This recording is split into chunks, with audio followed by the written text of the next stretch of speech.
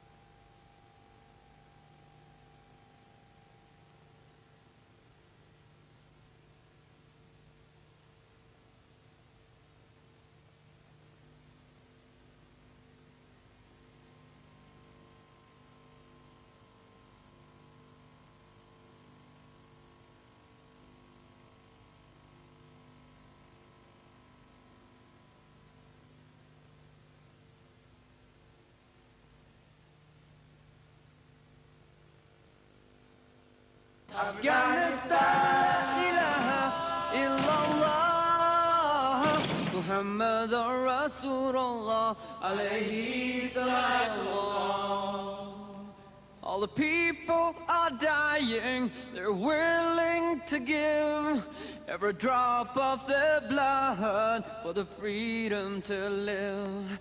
All the people are dying to get back their land and the home of their fathers who died for Islam, and the home of their fathers who died for Islam.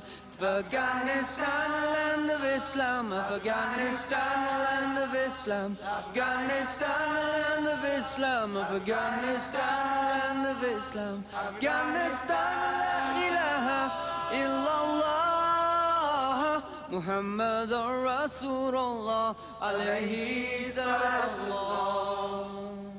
There's 5 million homeless, over 1 million dead. How can the world go to sleep with injustice of it? All the orphans are crying, it's loud and it's clear.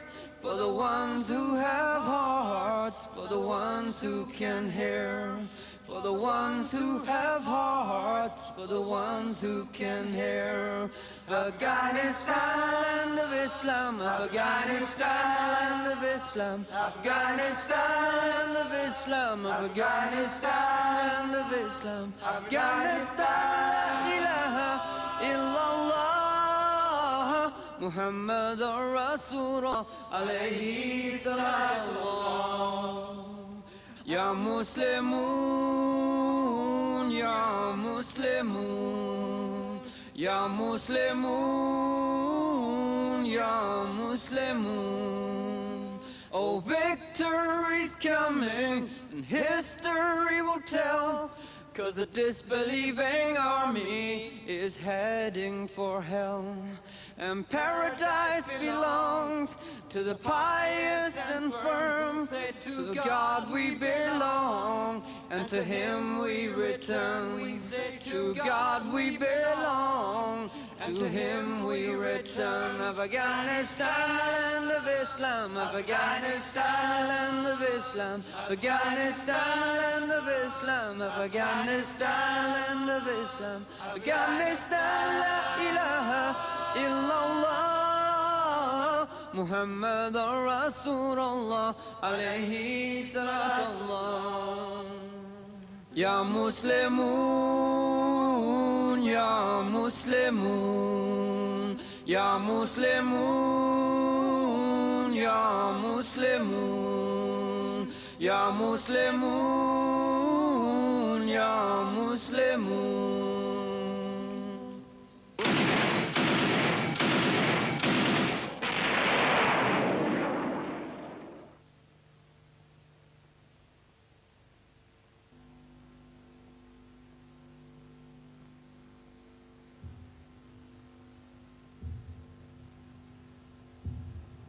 Oh, they've killed all the little ones while their faces still smile.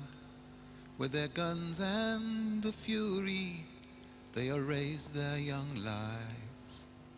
No longer to laugh, no longer to be a child.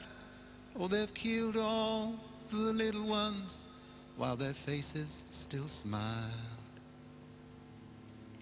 Now they're burying the little ones, and they're making their graves deep, so the world cannot see that tonight we may sleep.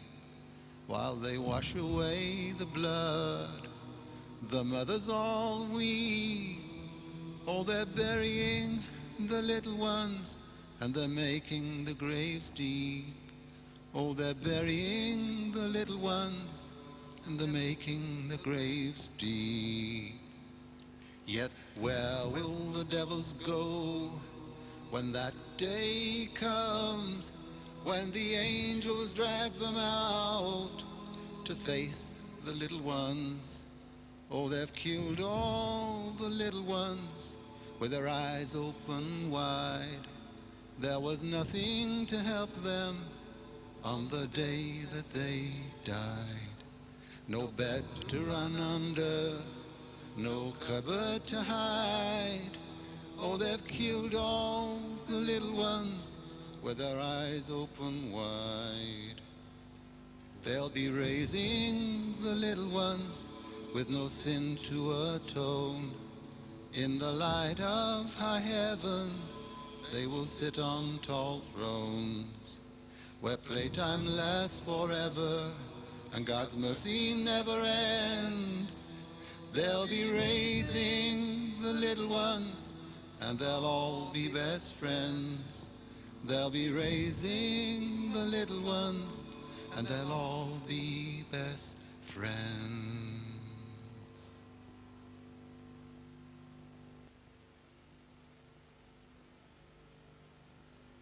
نعيب زماننا والعيب فينا، وما لزماننا عيب سوانا.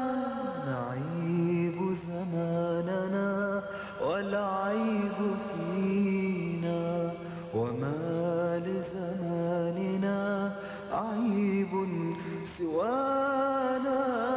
ونهجو ذا الزمان بغير ذنب، ولو نطق الزمان لنا هجانا. نعيب زماننا والعيب فينا، وما لزماننا عيب سوانا. ونهجو ذا الزمان بغير ذنب، ولو نطق الزمان لنا هجانا.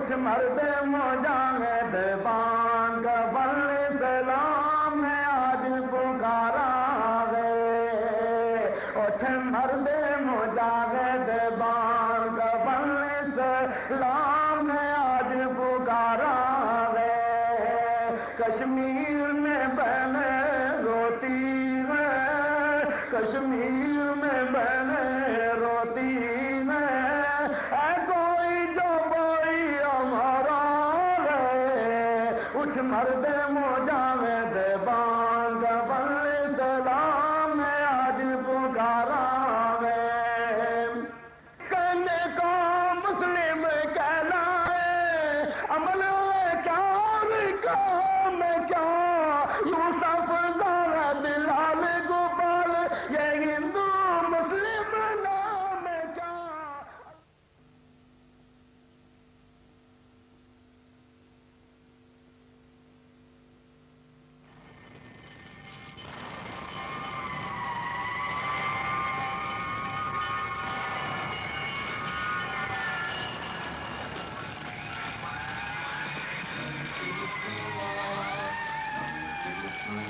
موكب الثوار يأتي حاملا سهم الفداء موكب الثوار يدنو يا دماء الأبرياء موكب الثوار يأتي حاملا سهم الفداء موكب الثوار يدنو يا دماء الأبرياء موكب الثوار موكب الثوار موكب الثوار موكب الثوار لست أنسى صوت قصف مرعب هز الفضاء يهدم البنيان يلقي كل فرد في العراء لست أنسى صوت قصف مرعب هز الفضاء يهدم البنيان يلقي كل فرد في العراء لست أنسى كيف أنسى صوت أمي والنداء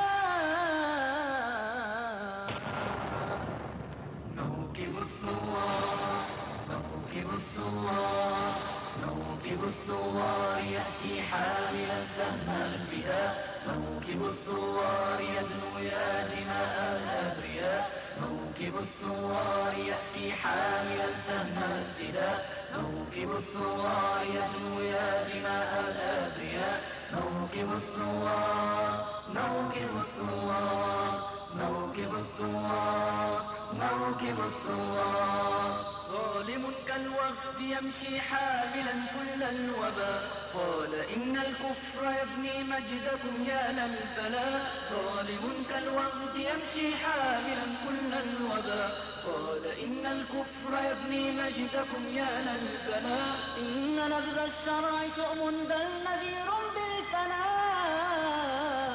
بالفناء موكب الثوار موكب الثوار موكب الثوار يأتي حاملا سهم الفداء موكب الثوار يدنو يا دماء الأبرياء موكب الثوار يأتي حاملا سهم الفداء موكب الثوار يدنو يا دماء الأبرياء موكب الثوار موكب الثوار موكب الثوار موكب الثوار لا تلمني يا صديقي قد دعا داعي النداء لا تلمني قد سقاني القهر غدرا وافتراء لا تلمني يا صديقي قد دعا داعي النداء لا تلمني قد سقاني القهر غدرا وافتراء لا تلمني يا أخي موعد للنصر جاء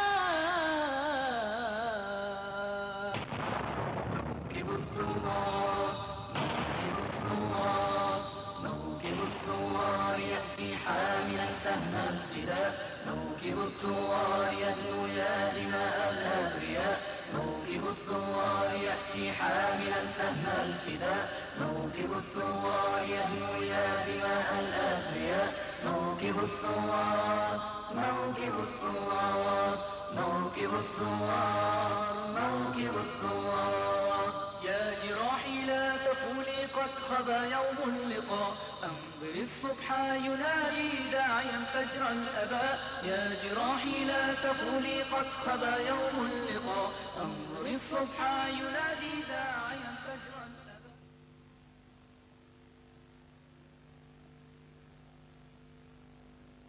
أين جند المسلمين أين جند المسلمين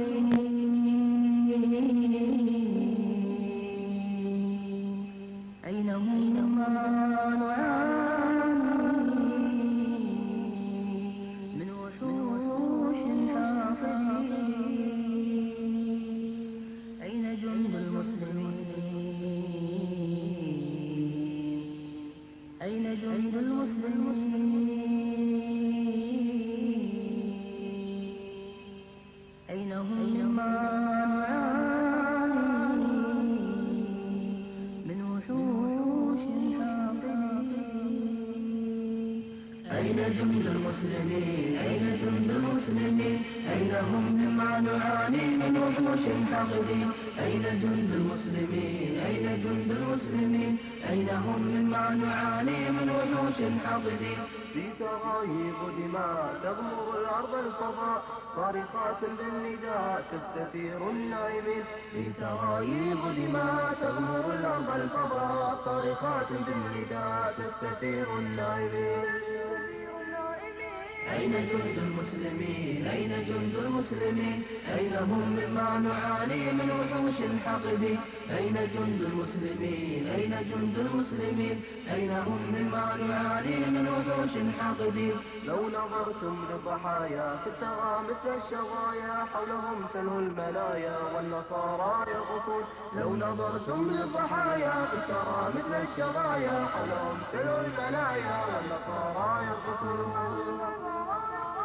أين جند المسلمين أين جند المسلمين أين هم مما نعاني من وحوش حاقدين أين جند المسلمين أين جند المسلمين أين هم مما نعاني من وحوش حاقدين ذبحونا كالشياه ورمونا في المياه وأخي علي له بمال أو بنون ذبحونا كالشياه ورمونا في المياه وأخي علي له بمال أو بنون ذبحونا كالشياه ورمونا في المياه وأخي علي له بمال أو بنون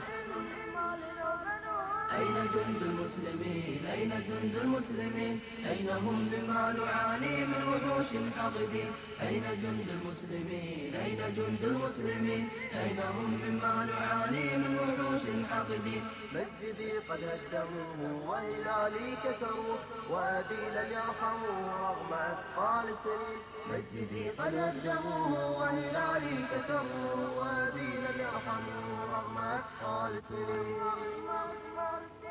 أين جند المسلمين أين جند المسلمين أين هم مما نعاني من وحوش حاقدين أين جند المسلمين أين جند المسلمين أين هم مما نعاني من وحوش حاقدين منزلي لم يتركوا فوق رأسي قوضوا كل شيء أفسدوا تحت عين المسلمين منزلي لم يتركوا فوق رأسي قوضوا كل شيء أفسدوا تحت عين المسلمين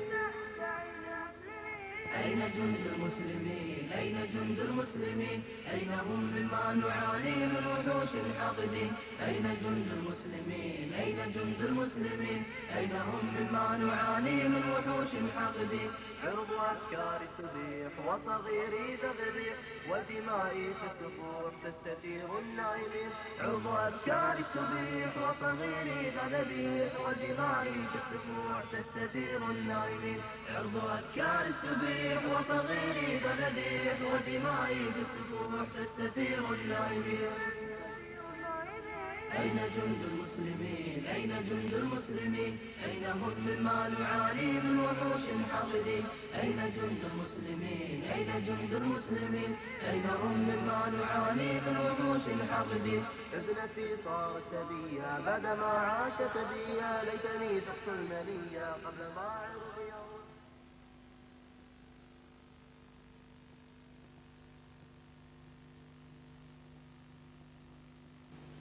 بسم الله الرحمن الرحيم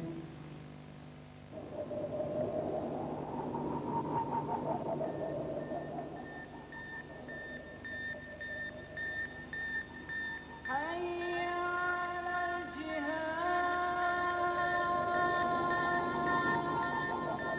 الجهاد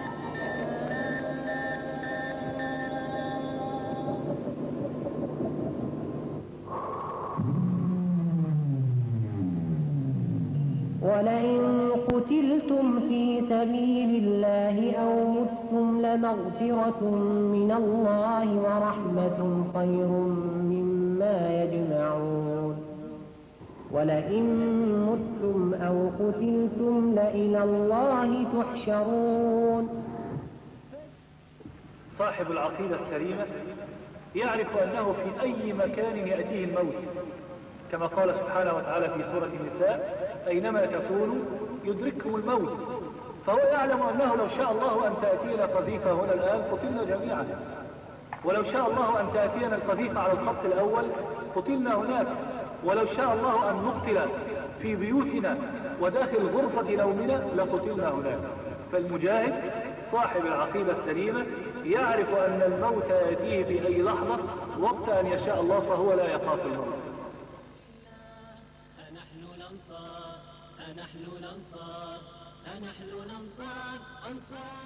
Azam Publications UK presents its first video cassette to the Muslim Ummah recording the historical events of the martyrs in Bosnia.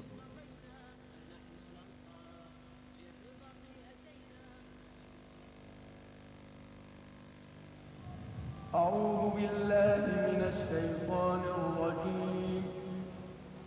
بسم الله الرحمن الرحيم. من المؤمنين رجال صدقوا ما عاهدوا الله عليه فمنهم من قضى نحبه ومنهم من ينتظر وما بدلوا تبديلا ليجزي الله الصادقين بصدقهم ويعذب المنافقين إن شاء أو يتوب عليهم إن الله كان غفورا رحيما.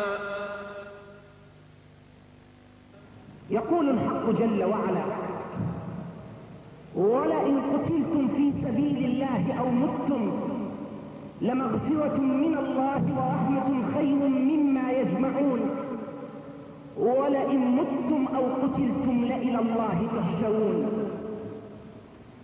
الموت نهاية كل حي، كل من عليها فان ويبقى وجه ربك ذو الجلال والإكرام، ولكنهما موتتان وقتلتان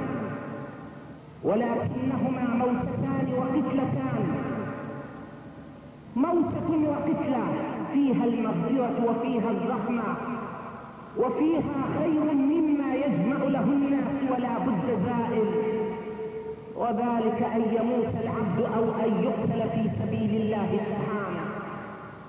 فمن هو الشهيد ولماذا الشهادة وما مكانة الشهيد ومتى يبلغ العبد تلك الدرجات؟ أما الشهيد كما قال العلماء فهو قتيل المعركة في سبيل الله سبحانه. وقال العلماء: الشهداء جمع شاهد، والشهيد هو الذي شهد أعظم الشهادة لله عز وجل، تجاوز بها حدود اللسان إلى شهادة فاخترها بدمه بروحه بماله ابتغاء مرضات الله سبحانه ولنصرة دينه وإزهاقا للباطل. المجاهد الشهيد هو الذي يقاتل ويقتل في سبيل الله ولإعلاء كلمة الله. أيها الأحبة، لنستمع ماذا أعد الله للشهيد. أعد له 7 خصال، 7 خصال يغفر له عند أول دفعة من دمه، ويرى مكانه في الجنة، ويجار من عذاب القبر، ويأمن الفزع الأكبر، ويوضع على رأسه تاج الوقار، الياقوتة منه خير من الدنيا وما عليها، ويزوج ب72 زوجة من الحور العين، ويشفع في 70 من أقاربه. بهذا المحرك كان صلى الله عليه وسلم يحرك الجيوش، لا بالرتب والرواتب والنياشين والعهود والوعود الفارقة. كان يخطب بهم في أحد ويخطب بهم في بدر. من قاتل المشركين اليوم صابرا محتسبا فقتل أدخله الله الجنة. ولا بد من الشهادة، لأن الشهادة دليل حب لله عظيم. جاهد الشهيد لا يغسل ولا يصلى عليه لكرامته على الله تعالى، لا يغسل بقول النبي عليه الصلاة والسلام: لا تغسلوهم فإن كل جيش يفوح مسكا يوم القيامة. ولا يصلى عليه لأن صلاة الجنازة على الميت والشهيد حي بنص القرآن. قال تعالى: ولا تحسبن الذين قتلوا في سبيل الله أمواتا بل أحياء عند ربهم يرزقون. وأما متى يبلغ العبد تلك الدرجة فينبغي أن نعلم أن منزلة الشهادة منزلة عالية لا يرقى إليها إلا من يريده الله عز وجل ويستطيع بهذه المنزلة. أولئك الذين أنعم الله عليهم من النبيين والصديقين والشهداء والصالحين وحسن أولئك رفيقا. وأول سمة للذين يؤهلهم رب العزة أن ينالوا درجة الاستشهاد هو أن يكون أمر الآخرة مقدم على أمر الدنيا. عزفت عن زينة الدنيا وزخرفها لأن قلبك بالإيمان مسكون. أن تغرك في الدنيا جواهرها والدر في جنة الرحمن مكنون. ما مت بل نحن متنا في تخاذلنا وأنت حي وفي القرآن تبيين. لا تحسبن الأولى في الله قد قتلوا ماتوا فمنزلهم في الخلد مضمون.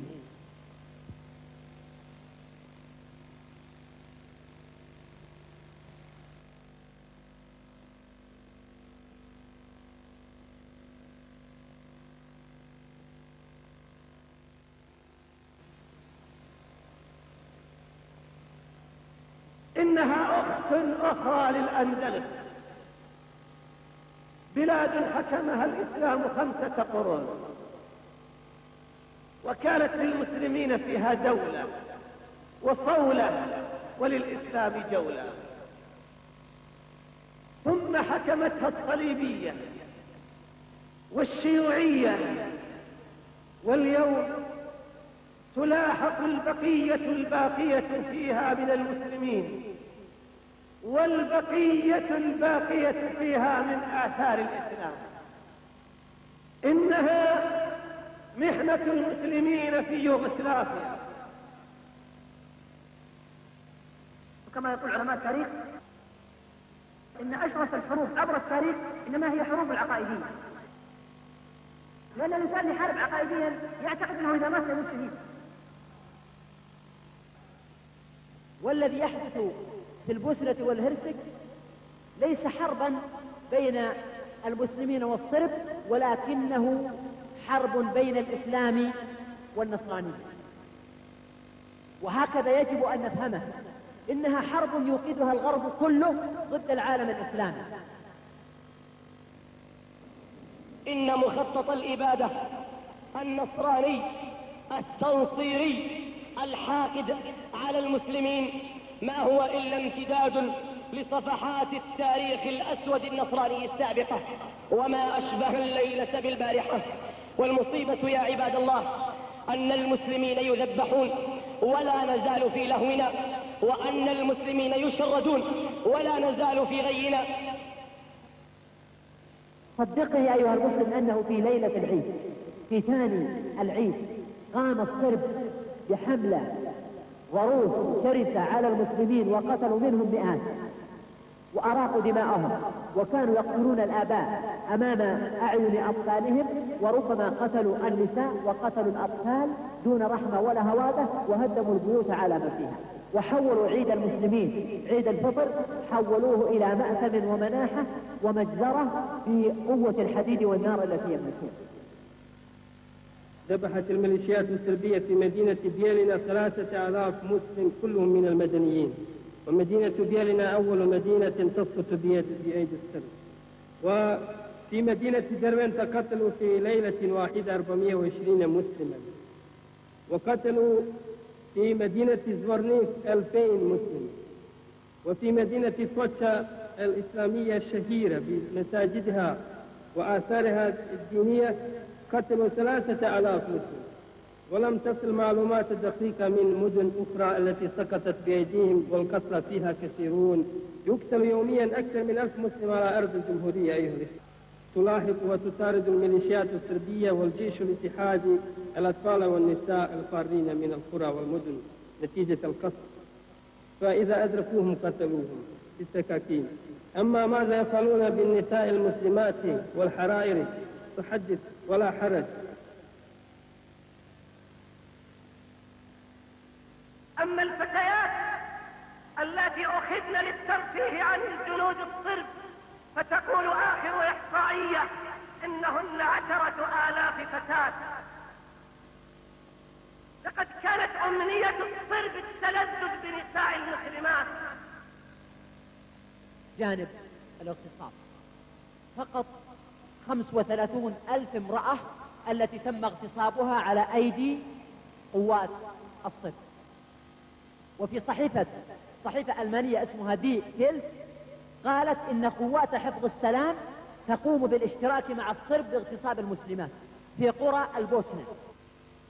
ولقد دمعت عيني وأنا أقرأ كلمة لأخت مسلمة اسمها مفيدة عاليك تقول: ما دام العالم من حولنا قد عجز عن أن يحمينا من الوحوش الصربية، فلماذا لا توفر لنا جهات الإغاثة على الأقل حبوبا لمنع الحمل حتى نداري بها جانبا من مصيبتنا. الله أكبر. تتضاعف الكارثة حينما تحمل قوافل الأطفال الأيتام إلى أين؟ إلى إيطاليا والنمسا وألمانيا وغيرها من بلاد الصليب، ولا زالت القطارات والباصات تحمل الأطفال. أما إلى أين؟ فإلى الكنائس وإلى بيوت الأسر المتدينة. إن آباء هؤلاء الأطفال يقتلون بالتصفية الجسدية، أما هؤلاء الأيتام فيقتلون بالتصفية الدينية، بالفتنة عن دينهم، والفتنة أشد من القتل. معادلة الأمم المتحدة في هذا اليوم تقول للمتفرجين على الساحة والوالغين في القضية وضحايا هذه المذبحة، تقول لهم: على الصرب أن يذبحوا ويقتلوا، وعليكم أيها المسلمين أن تدفنوا. نضمن لكم الحماية الكاملة، أن تدفنوا كل قتيل يذبحه الصرب، وعلى الصرب أن يجرحوا، وعليكم معاشر المسلمين أن تداووا، وعلى الصرب أن يطردوا، وعليكم الإيواء، وعلى الصرب أن يشردوا، وعليكم أن تلاحقوا المشردين. هذه هي معادلة الأمم المتحدة.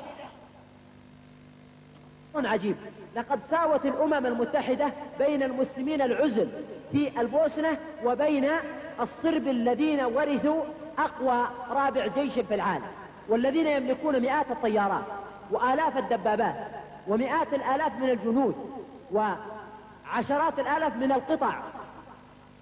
ساوت المسلمين العزل بهؤلاء وفرضت حظرا على التسليح وأن يصل إلى الطرفين، وهكذا قررت أن يموت المسلمون تحت سنابك خيل الصرب بصورة ذكية مدروسة.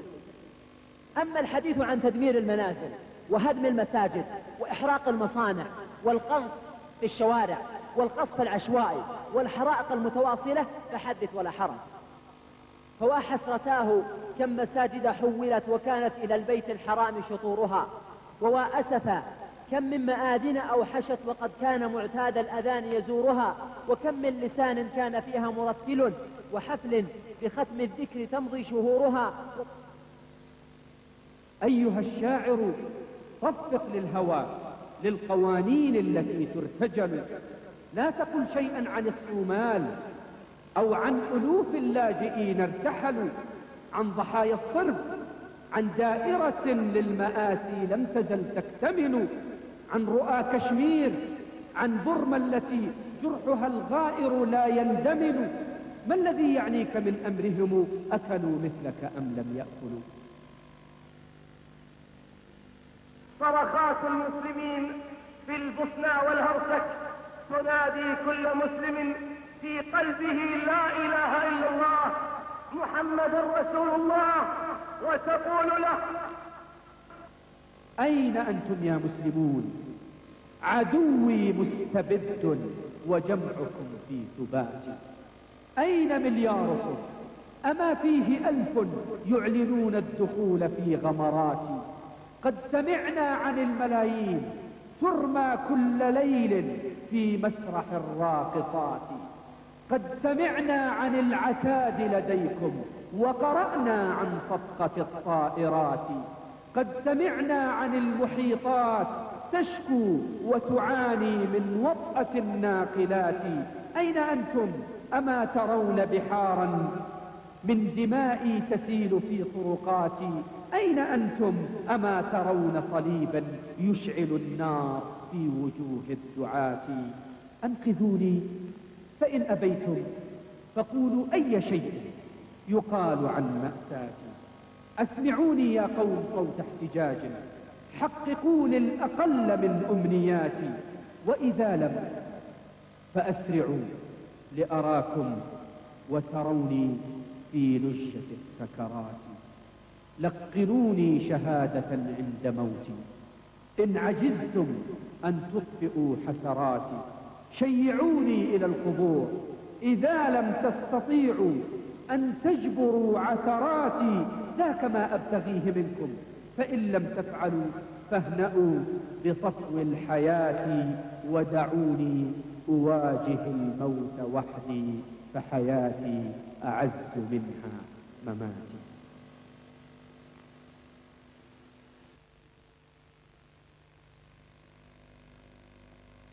When the Muslims heard this call and painful scream, several of the Islamic personalities who felt concern for the well-being of the deen and from those who waged jihad in Allah's sake moved towards the land of Bosnia. At the forefront of this movement were some of the brothers who were veterans of the Afghan jihad. The Afghan jihad served as an institute for the teaching of jihad, from which numerous military men and the Mujahideen leadership graduated, producing groups which played active roles with the will of Allah in the jihad and had an influence on the Mujahideen in different parts of the Muslim world. 1 month after the war started in 1992, the first group of the foreign Mujahideen arrived in the land of Bosnia and formed 2 jihad camps. The first was in central Bosnia. The second was situated in an area called Mehoric, which is close to the city of Travnik. There was also a presence of Mujahideen brothers in Turbay and Radina, which lie between Travnik and Doniwa. These efforts were carried out under the leadership of Sheikh Abu Abdul Aziz, who was one of the first people to arrive in Bosnia from the Arabian Peninsula.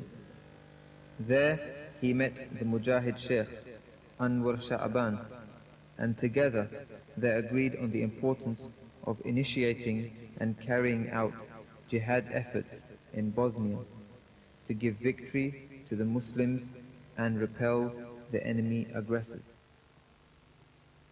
With regards to the military situation in Bosnia at that time, there existed the civilian armed corps named the TO in each area, responsible for the training and defending of the local inhabitants. And there was the Croatian Havio defense forces, comprising of Croatians and assisted by some Muslims. Agents from these forces were responsible for igniting and increasing the tensions in Bosnia. They undertook provocative operations that the Serbs were awaiting in order to carry out their plans to form Greater Serbia and Greater Croatia at the expense of the Muslims. The Muslims suffered a series of early defeats due to their lack of war preparations and the absence of an independent military leadership. Their presence amongst the ranks of the Croats added to this, as the Croats possessed the necessary heavy military equipment and the access routes to mainland Croatia in order to fulfill their plans and ambitions. The Serbs possessed the advanced weapons of the ex-Yugoslav army at a period of time when the Muslims were in isolation, lacking even the simplest and most basic of military hardware and weaponry. As a result, they were forced to withdraw from the front lines, as will be narrated later on. The foreign mujahideen were left with no option but to accept this unfortunate situation. The mujahideen began by joining the civil defense units due to the lack of an independent military leadership at that time. It also enabled them to become familiar with the geography of the local areas, to gain an understanding of the Bosnian people, and to locate the enemy positions. The numbers of the mujahideen began to increase day by day, with the Muslims coming from different and widespread locations. Groups of mujahideen with previous jihad and military experience from Afghanistan began arriving in Bosnia. The mujahideen then began teaching the Bosnian youth in Tishin to prepare them militarily and teach them the Sharia in order to wage jihad for the sake of Allah in the correct manner. This caused the people to sit up, take notice and ask, who are the mujahideen and why have they come to this land? So fright and terror began to take root in the hearts of the Serbs. The Serbs were unable to take possession and command of the areas in which the mujahideen were present, as in the case of Tishin, and this was all due to Allah's will and blessing. Once the number of foreign mujahideen had increased sufficiently, it was inevitable and necessary to establish a camp for the mujahideen. The first camp for the military preparation and training was established in Mehorij.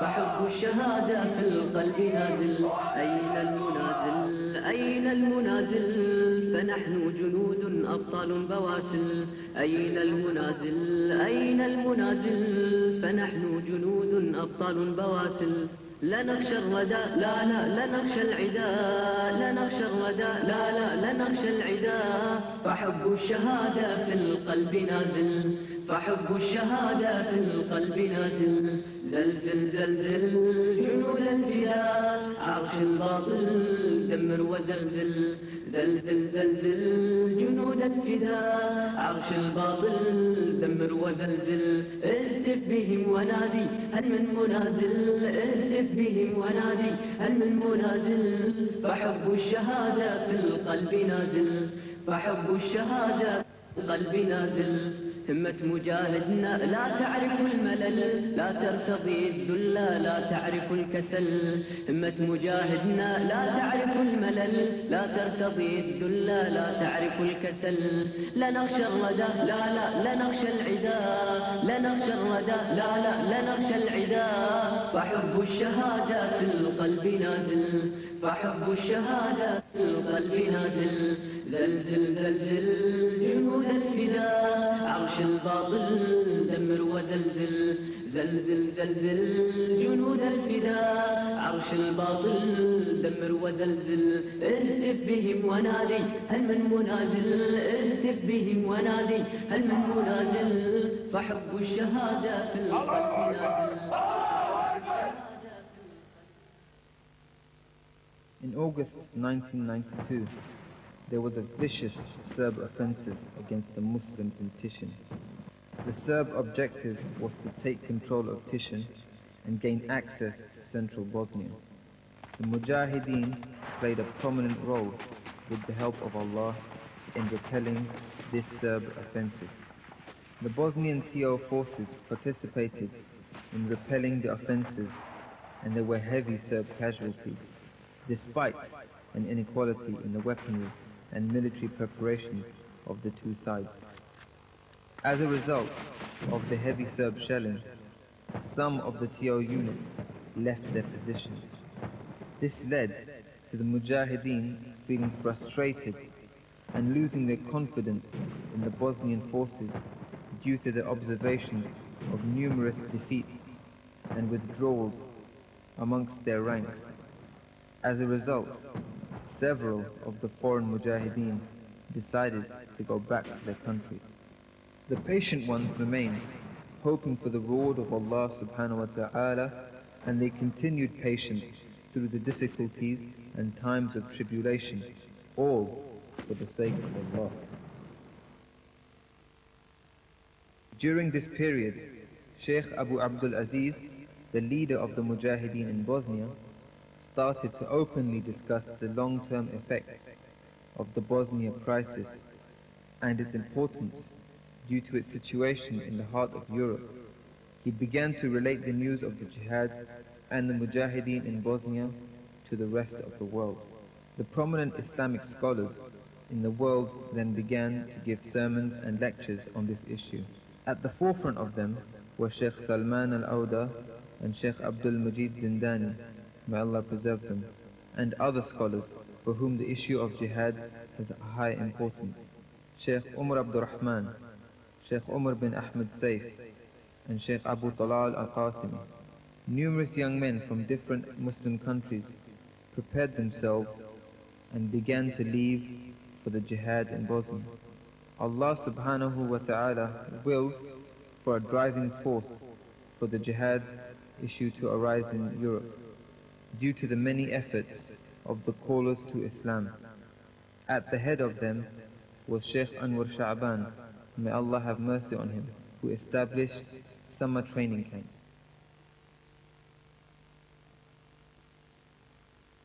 In the summer of 1992, Sheikh Anwar arrived in Bosnia with a group of brothers to participate in a summer camp. It was at this time that the Mujahideen were planning and preparing for their first offensive jihad operation against the Serbs.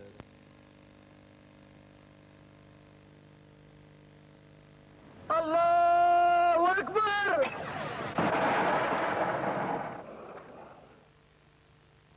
During the September of 1992, the first Mujahideen offensive operation against the Serbs was carried out under the leadership of the Bahraini Prince Muhammad al-Fatih, with Sheikh Anwar Sha'ban as second in command. The Bosnian Muslim forces had been formed, and Allah willed for them to join the Mujahideen. A group of them participated in the operation. The Mujahideen moved towards the Serb front line, penetrating and gaining control over these areas, inflicting heavy defeats on the enemies of Allah. At this time, the Bosnians did not have a complete understanding of Islam, the correct Aqidah, and the understanding of why they were fighting. In addition to this, the limited military capabilities on the front line meant that they were unable to hold their positions due to the heavy Serbian shelling.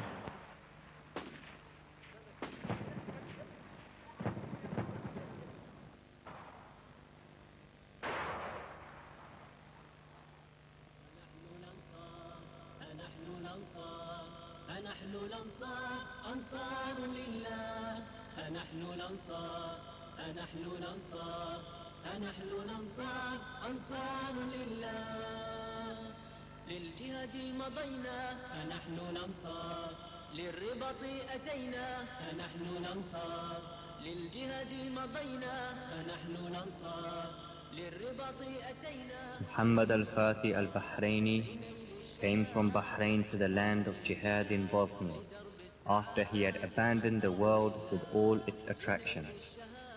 He was a prince of the royal family in Bahrain. He was married. However, the responsibilities of married life did not prevent him from going to jihad. His wife would encourage him to go for jihad.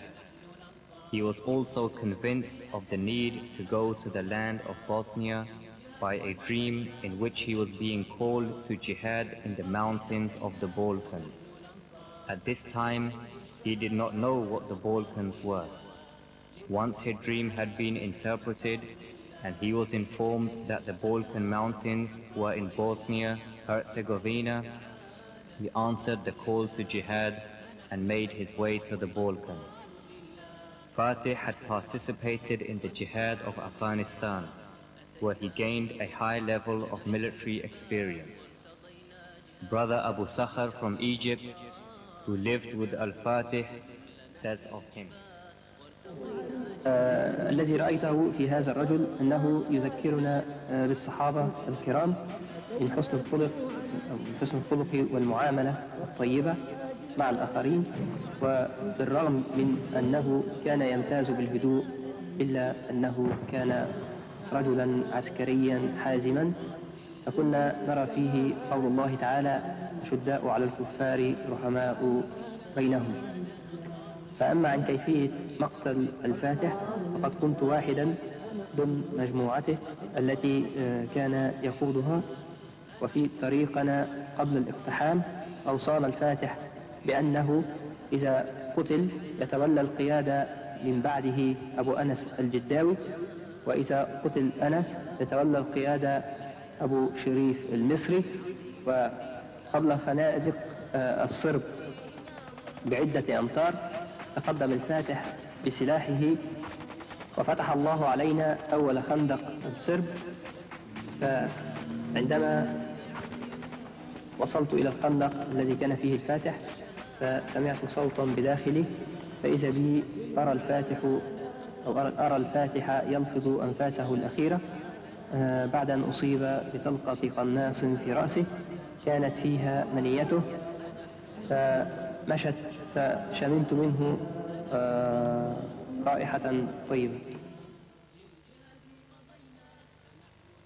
Abu Sharif was from the first people to arrive in the land of jihad in Bosnia, on the same ship that was carrying Al-Fatih, and Allah willed for them both to be killed in the first operation against the Serbs.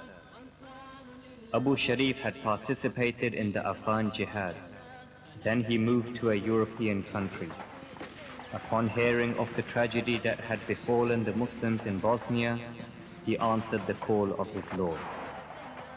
As to the way in which he was killed, after the death of Al-Fatih in the physical operation, the brothers decided to take his body away. Abu Sharif had the responsibility of providing cover for the brothers with his PK machine gun whilst they were removing Al-Fatih's body. Then Abu Sharif was hit by a piece of shrapnel in his arm, and moments later he was hit by a mortar shell which killed him and Abu Anas al-Jaddawi. So they joined their brother Al-Fatih. May Allah have mercy upon them all.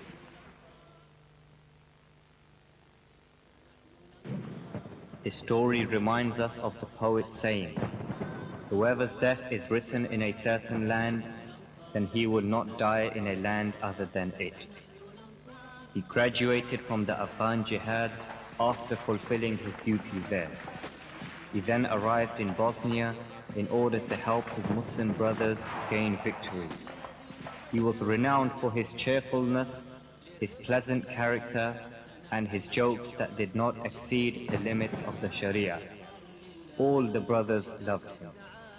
One of the brothers, Abu Sakhar, says of him, وكان الطحاوي معنا ضمن مجموعة الفاتح رحمه الله، فكان دوره التغطية والإسناد بسلاح البيكا أثناء تقدمنا، وفجأة سكت صوت البيكا فناديناه فلم يجدنا فعلمنا أنه أصيب، فخرجنا من فتحة خلف الخندق فإذا بنا نرى جثة الطحاوي ممددا على سلاحه كأنه نائم، وقد أصيب بطلقة قناص رحمه الله.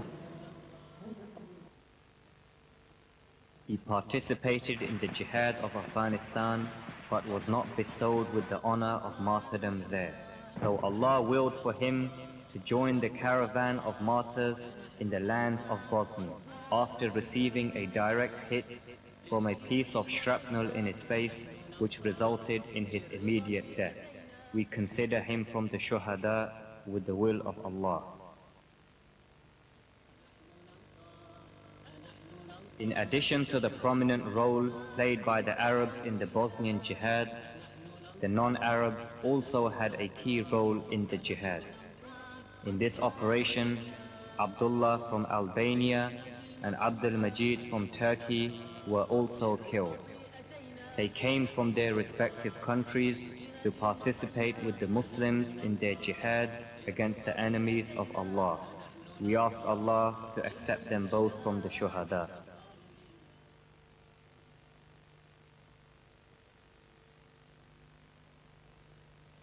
In October 1992, a group of the Mujahideen carried out an operation to liberate Sarajevo airport from the surrounding Serbs. The disbelieving United Nations forces, amongst them soldiers from the Egyptian army, intervened in repelling this attack. The two brothers, Abu Abbas and Abu Zubair, both from Medina, were killed in this operation. May Allah have mercy upon them. The French United Nations shot and killed Ibrahim from Britain, one of the brothers who was on his way to Sarajevo. His body was found near Sarajevo airport after a Bosnian Mujahid had witnessed his killing. They also killed two students, a Syrian and an Algerian, in Sarajevo. At this stage it became apparent the cunning role that the international forces were playing. They always protected the Christians and hunted the Muslims, because all disbelievers only stay loyal to each other. It is not possible for the problems of the Muslims to be solved at the conference tables of the disbelievers. When we come to mention the memories of Abu Zubair and Abu Abbas, it puts sorrow upon sorrow into our hearts at the loss of these dear brothers.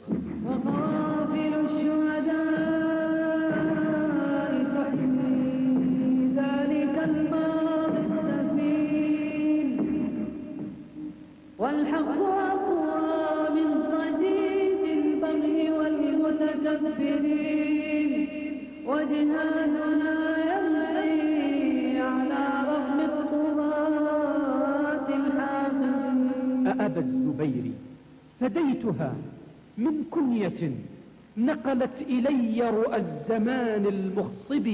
ها أنت تحملني إليك وأمتي مشغولة بتناحر وتذبذب.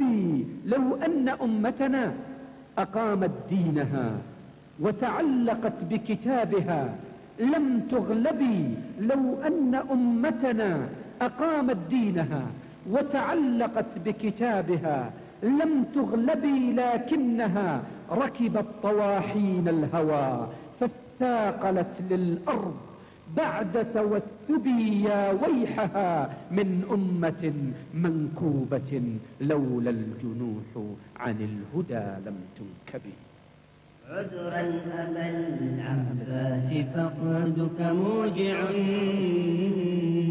لكن فقد بالزبير سقاني كأسا من الأحزان ليس مفارقا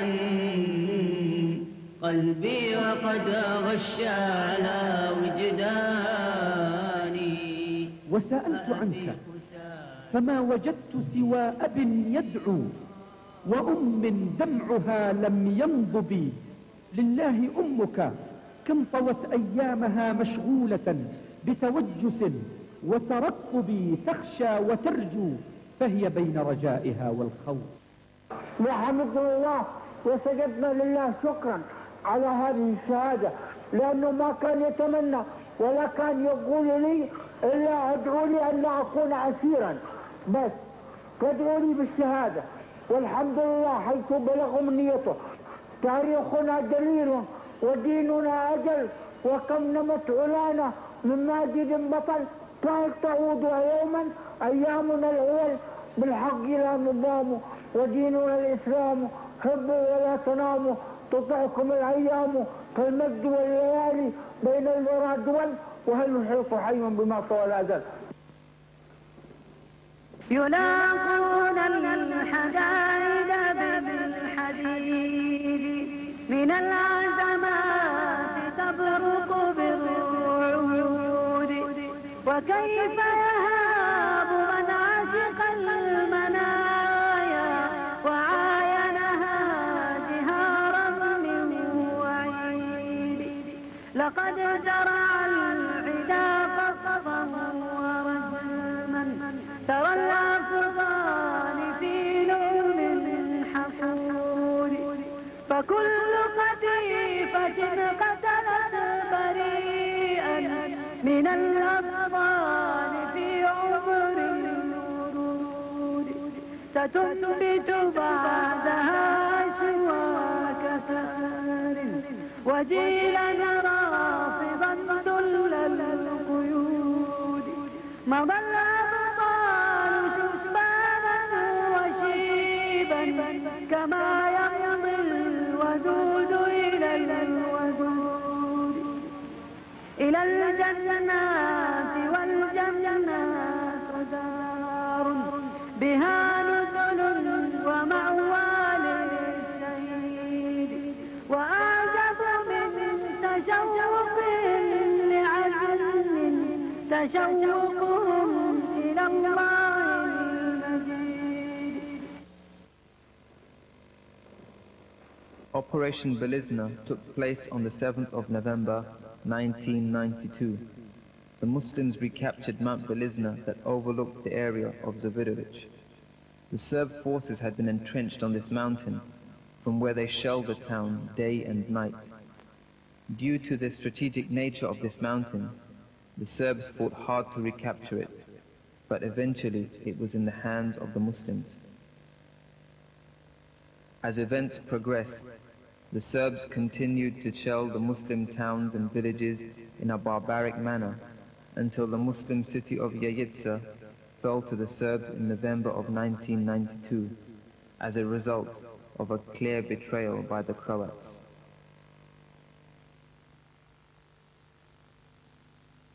Croatia was the sole route of entry into Bosnia. As a result of this, the Croats began to provoke the Muslims, in particular the Mujahideen, passing through their lands. They stole, looted, and pilfered from the convoys. Throughout the war, they looted in excess of $100 million from the Muslims, in addition to the beatings, torture, and imprisonment. In spite of this, the Mujahideen avoided confrontation with the Croats so as to avoid opening new fronts of attack onto themselves and to maintain the route of entry and exit through Croatia.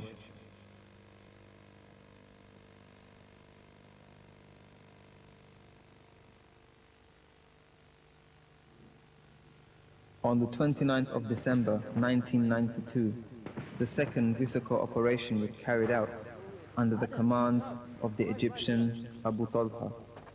The Mujahideen moved from the front line of Biala Bucha near Travnik to the mountains. These are the mountains that overlook the city of Ilyash, which is 5 kilometers away from Sarajevo. The mountains were liberated and the Mujahideen continued advancing until they reached some difficult territory. There was then an aerial attack carried out by the Serbs with the use of helicopters. The fighting continued from the morning until the time of the Asr prayer. The enemy were defeated, vast areas were liberated, and the city of Ilyash nearly fell into the hands of the Mujahideen. The Bosnian forces were not able to maintain the positions gained, and the Arab brothers found themselves deserted in vast areas, so they were forced to withdraw. A large number of the brothers were injured, and 7 of the foreign Mujahideen were killed.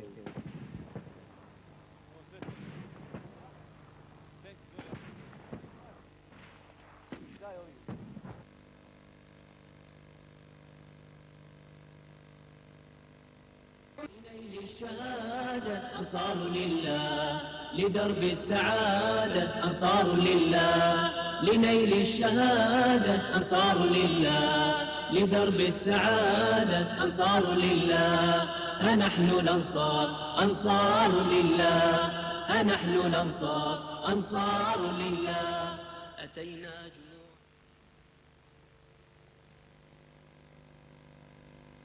He was a student of knowledge who graduated from the Islamic University of Medina. He preferred martyrdom in Allah's sake to the certificates of this world and its false position.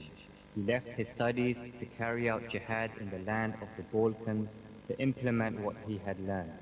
He was the commander of the Arabs in the second physical operation. Due to his good manners and character, his good dealings with the brothers, and his knowledge of the Sharia. One of the brothers recalled the events surrounding Abu Talha's death. بعد أن تمت السيطرة على الجبال وأثناء تخطي المجاهدين قام الجيش الصربي بعملية إنزال بالطائرات المروحية وكان مكثف الرماية، فأدى ذلك إلى انسحاب الجيش البوسنوي من الإسناد وانقطعت الاتصالات، وأصيب عدد كبير جدا من الإخوة، كان من بينهم الأخ أبو طلحة المصري رحمه الله الذي أصيب بطلقة قناص في رجله فأصابته في الوريد ونزل منه الدم بغزارة، وكان معه الأخ أبو المعالي جزاه الله خير الذي قام بسحب جثمانه إلى بيت قريب وحاول إسعافه، ولكن استمر نزيفه ولم يستطع الخروج لإحضار من يسعفه من شدة القصف. فقال له الأخ أبو طلحة قل بسم الله الذي لا يضر مع اسمه شيء في الأرض ولا في السماء وإن شاء الله لن يصيبك شيء. فقال الأخ أبو المعالي هذا الدعاء وخرج وهو يزحف والحمد لله لم يصبه شيء. فأبلغ 3 من الإخوة البوسنويين لإحضاره من البيت، وعندما اقترب الإخوة من البيت نزلت قذيفة فقتل منهم 2، واستمر الأخ أبو طلحة ينزف حتى صارت راحوه إلى بارئها. نسأل الله أن يتقبله من الشهداء.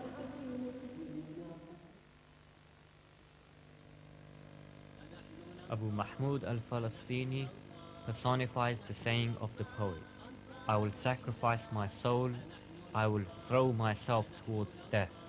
There is either the noble life which pleases others or a death which puts fear into the enemies. Abu Mahmud al-Falastini was studying medicine at a university in France. Then Allah willed for him to become a practicing Muslim. So he left France with his French friend Abu al-Walid in order to wage jihad in Bosnia. After 2 months of his stay in Bosnia, he decided to return to France. He stayed in Zenica for 2 days awaiting the time of departure, but Allah had chosen a different journey for him to the everlasting paradise of palaces and beautiful maidens. The Algerian brother Abu Muhajir tells us how Abu Mahmud was killed. أخونا أبو محمود الفلسطيني حينما أخبره أبو طلحة الأندلسي رحمه الله بعملية ضد الصرب ترك سفره وتجهز للعملية وشارك مع إخوانه، وعندما توغل في مناطق صربية شاسعة وكان برفقته أبو حمزة السوري وأبو صابر الجزائري رحمهم الله، فوجدوا خيمة للعدو فأرادوا ضربها بRPG فلم يقدر لهم، فخرج أبو محمود وفتح قنبلة يدوية وكبر والقاها على الأعداء فأتته طلقة مقناصة فقتل في الحال. نسأل الله تعالى أن يتقبله من الشهداء. As for the one who tasted the sweetness of jihad, he cannot take pleasure in the worldly life. Here we have Abu Maryam al-Afghani, who lived in Germany with his German wife, calling people to Islam. He led a good life with all its comforts. But there is a difference between the one who has divorced the worldly life and the one who has embraced it. Abu Maryam al-Afghani had previously participated in the Afghan jihad, and in Germany he was extensively involved in dawah programs calling people to Allah.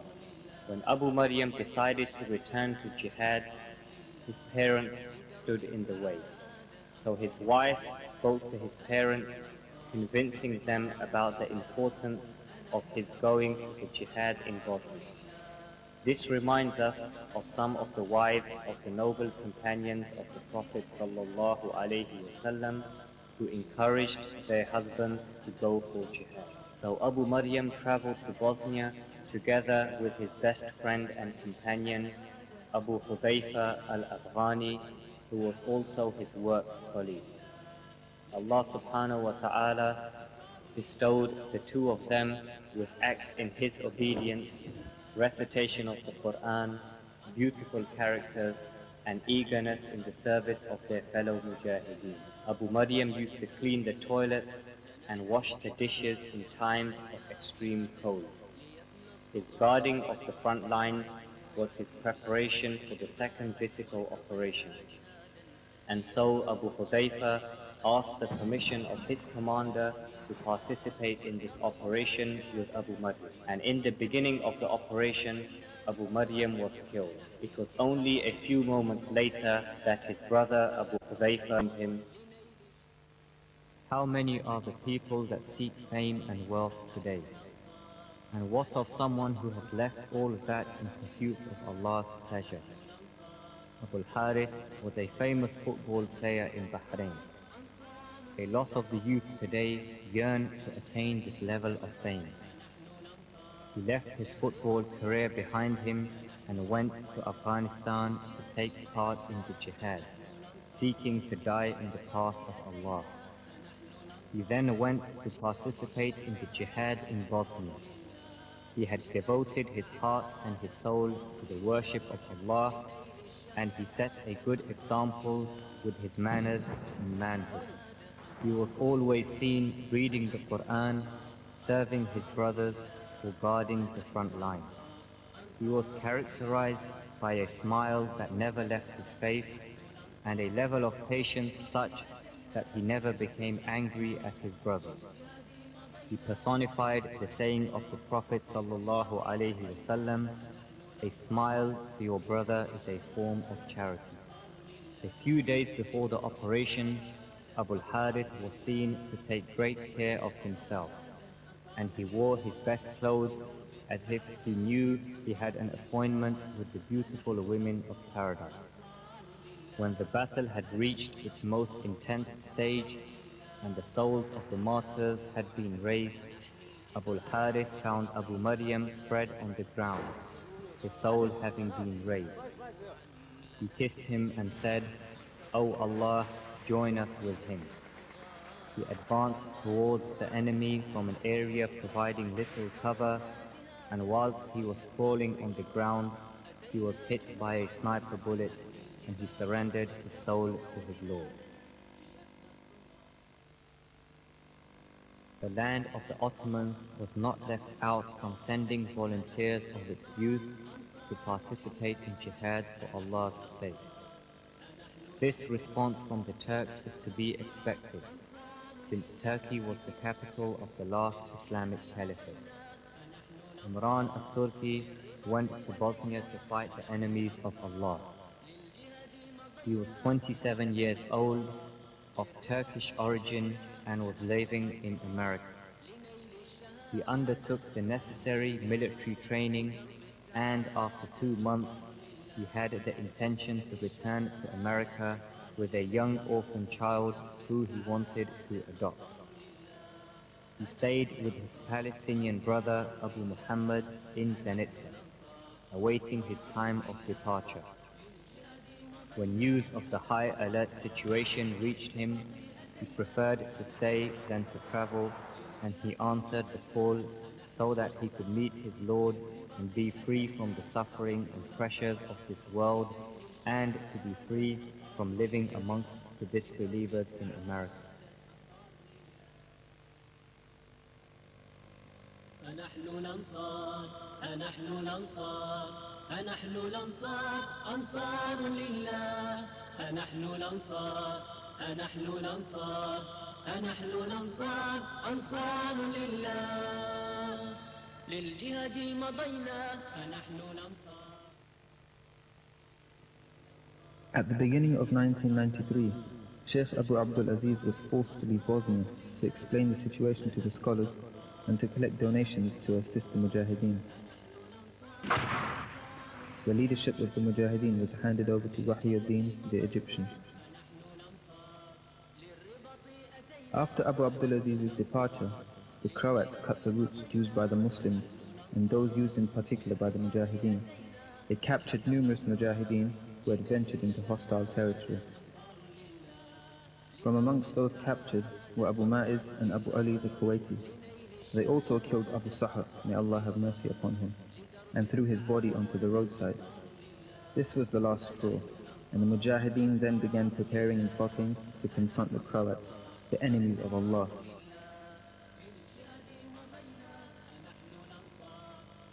Mujahideen split themselves into 3 groups. The first group was in the village of Mehorij, and their responsibility was to carry out provocative measures against the Croats and to monitor the Croatian forces. The second group was in Biala Bucha, and their task was to occupy the Croats in this area and attempt to take hostages. The third group was in Zenica, and their main function was to kidnap figures from the Croatian leadership. The brothers met to discuss how to release the prisoners held by the Croats.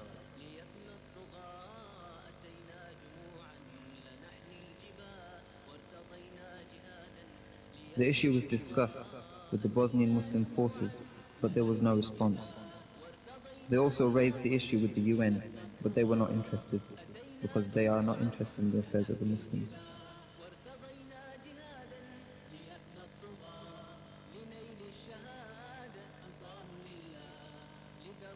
Mu'tazu Billah, the Egyptian, suggested that the only solution was for the group in Zenica to kidnap the leader of the Croatian Havio forces and to exchange him for the Mujahideen held in captivity. An agreement was made with the commander of the Muslim forces in Travnik to send a group of his best soldiers to join the ranks of the Mujahideen, to train them to carry out special operations.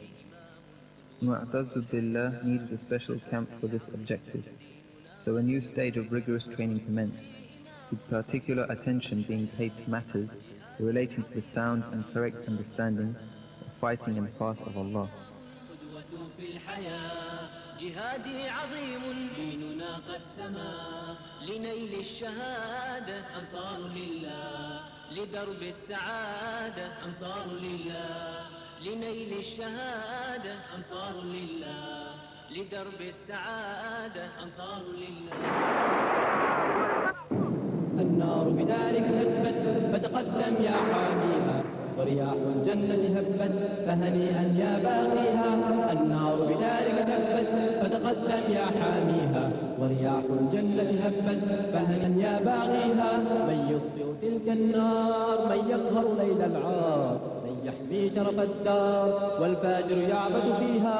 من يطفئ تلك النار من يقهر ليل العار من يطفئ تلك النار من يقهر ليل العار من يحمي شرف الدار والفاجر يعبث فيها والفاجر يعبث فيها. النار بذلك هبت فتقدم يا حاميها ورياح الجنة هبت فهنيئا يا باغيها. النار بذلك هبت فتقدم يا حاميها ورياح الجنة هبت فهنيئا يا باغيها. من أنت بلا إيمان من أنت بلا عنوان من أنت وفي الأوطان بركانا من أنت بلا إيمان من أنت بلا عنوان من أنت بلا إيمان من أنت بلا عنوان من أنت وفي الأوطان بركان يعظم فيها بركان يعظم فيها. النار بدارك هبت فتقدم يا حاميها ورياح الجنة هبت فهنيئا يا باغيها. النار بدارك هبت فتقدم يا حاميها ورياح الجنة هبت فهنيئا يا باغيها. قم واحم حمى الأجداد واكسر سيف الجلاد فالقدس لنا ميعاد ما أعظم من يفديها. قم واحم حمى الأجداد واكسر سيف الجلاد قم واحم حمى الأجداد واكسر سيف الجلاد فالقدس لنا ميعاد ما أعظم من يفديها ما أعظم من يفديها. النار بدارك هبت فتقدم يا حاميها ورياح الجنة هبت فهنيئا يا باغيها النار بذلك شبت فتقدم يا حاميها ورياح الجنة هبت فهنيئا يا باغيها أمتنا لا شرقية في الأرض ولا غربية أمتنا إسلامية فهلم بنا نحييها أمتنا لا شرقية في الأرض ولا غربية أمتنا لا شرقية في الأرض ولا غربية أمتنا إسلامية فهلم بنا نحييها فهلم بنا نحييها النار بذلك شبت فتقدم يا حاميها. After the completion of the training, gathering information and necessary preparations, the Mujahideen were divided into groups. The first group kidnapped 4 Croat intelligence officers in Novi Travnik. The second group kidnapped the vice commander of the Croat forces in Bosnia, along with 6 Croat soldiers. The news of the kidnap spread quickly, and the disbelieving United Nations began to search for the kidnappers. They blockaded the roads and began to search everywhere. This meant that the brothers had to remain and hide in the forests, despite the snow, the intense cold, and the loss of communication with the command center in Mehuric. The plight of the Mujahideen prisoners did not concern the UN, clearly illustrating the hypocrisy. The UN accused the Mujahideen of being terrorists and war criminals. The command then came from the Bosnian army to release the Croatian prisoners, but it was not obeyed.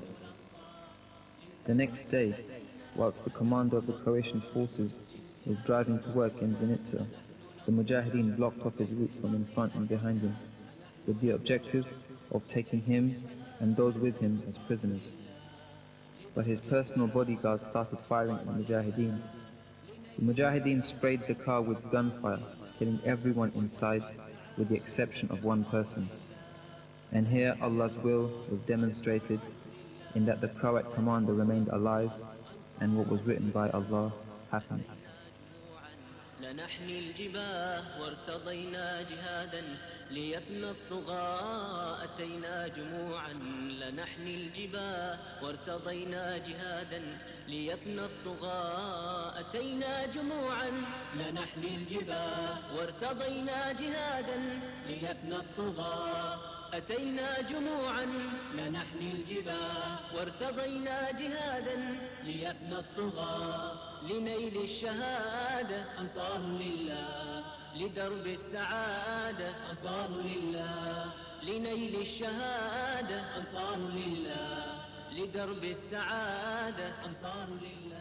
During this period, the brothers gathered to debate and discuss the recent events, and Wahyuddin, may Allah have mercy upon him, handed over the leadership to Dr. Abul Harith from Libya, due to him having the necessary qualifications and characteristics for this role. This gave Wahyuddin more time to concentrate on military affairs. Abul Ma'ali took over leadership of the Mujahideen in Zenica. Dr. Abul Harith approached the Muslim forces and asked them to inform the world of the kidnap operation, but they failed to do anything. Abul Harith then approached the UN forces present in Zenica. There was a great uproar, and the disbelieving United Nations moved quickly now, attaching high priority to this issue.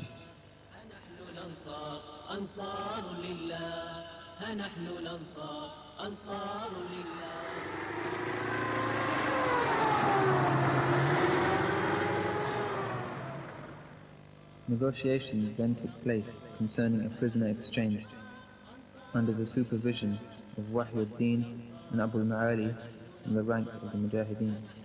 In the May of 1993, the prisoner exchange took place.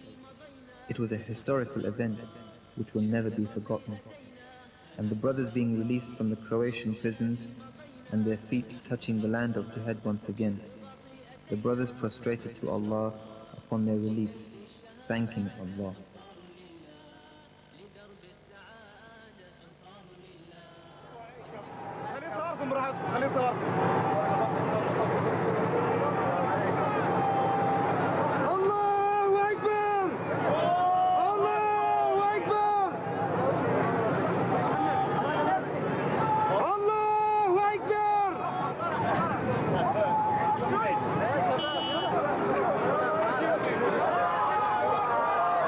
Allah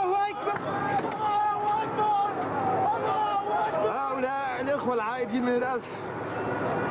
الحمد لله عادوا بسلامة الله، عادوا بسلامة الله، عادوا بسلامة الله،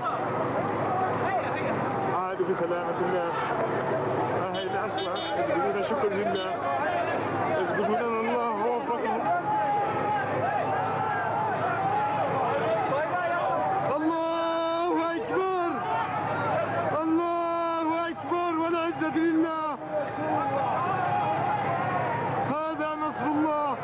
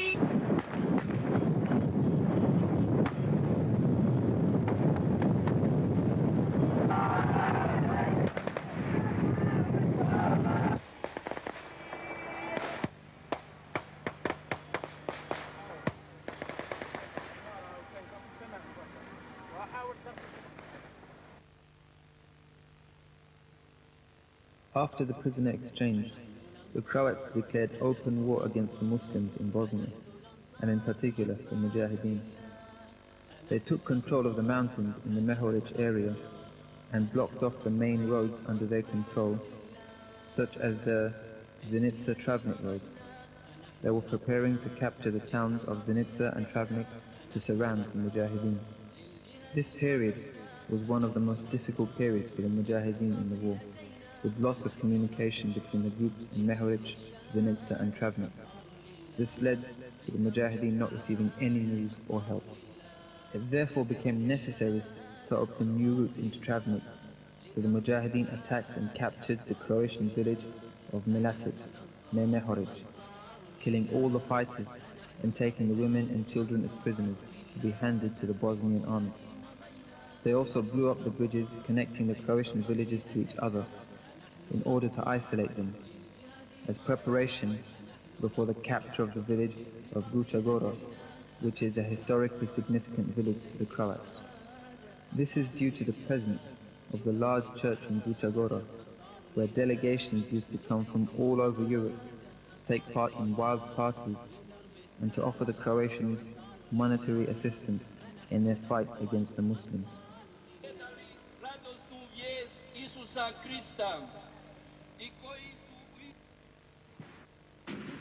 The Guča operation was one of the first signs of victory from Allah to the Mujahideen, who had remained patient during the period of being surrounded. The village was captured and vast areas fell into the control of the Mujahideen after opening the road from Zenica to Travnik. The Mujahideen also took a lot of war booty, capturing 2 heavy 120mm mortars. This was the first time the Mujahideen had gained access to this sort of weapon. They also captured a lot of ammunition.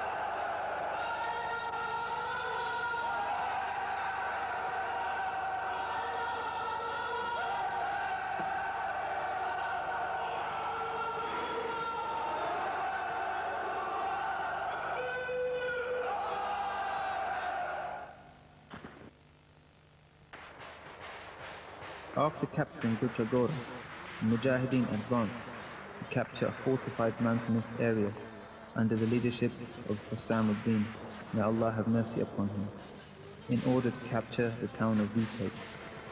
The Croats were encamped in their trenches behind these mountains. They fired at the Muslims in a fearsome manner, leading to a large number of the Mujahideen getting injured, forcing the Mujahideen to withdraw in order to limit their losses. Jamaluddin, the Yemeni, and Muhammad the Turk were killed. May Allah accept them from the martyrs.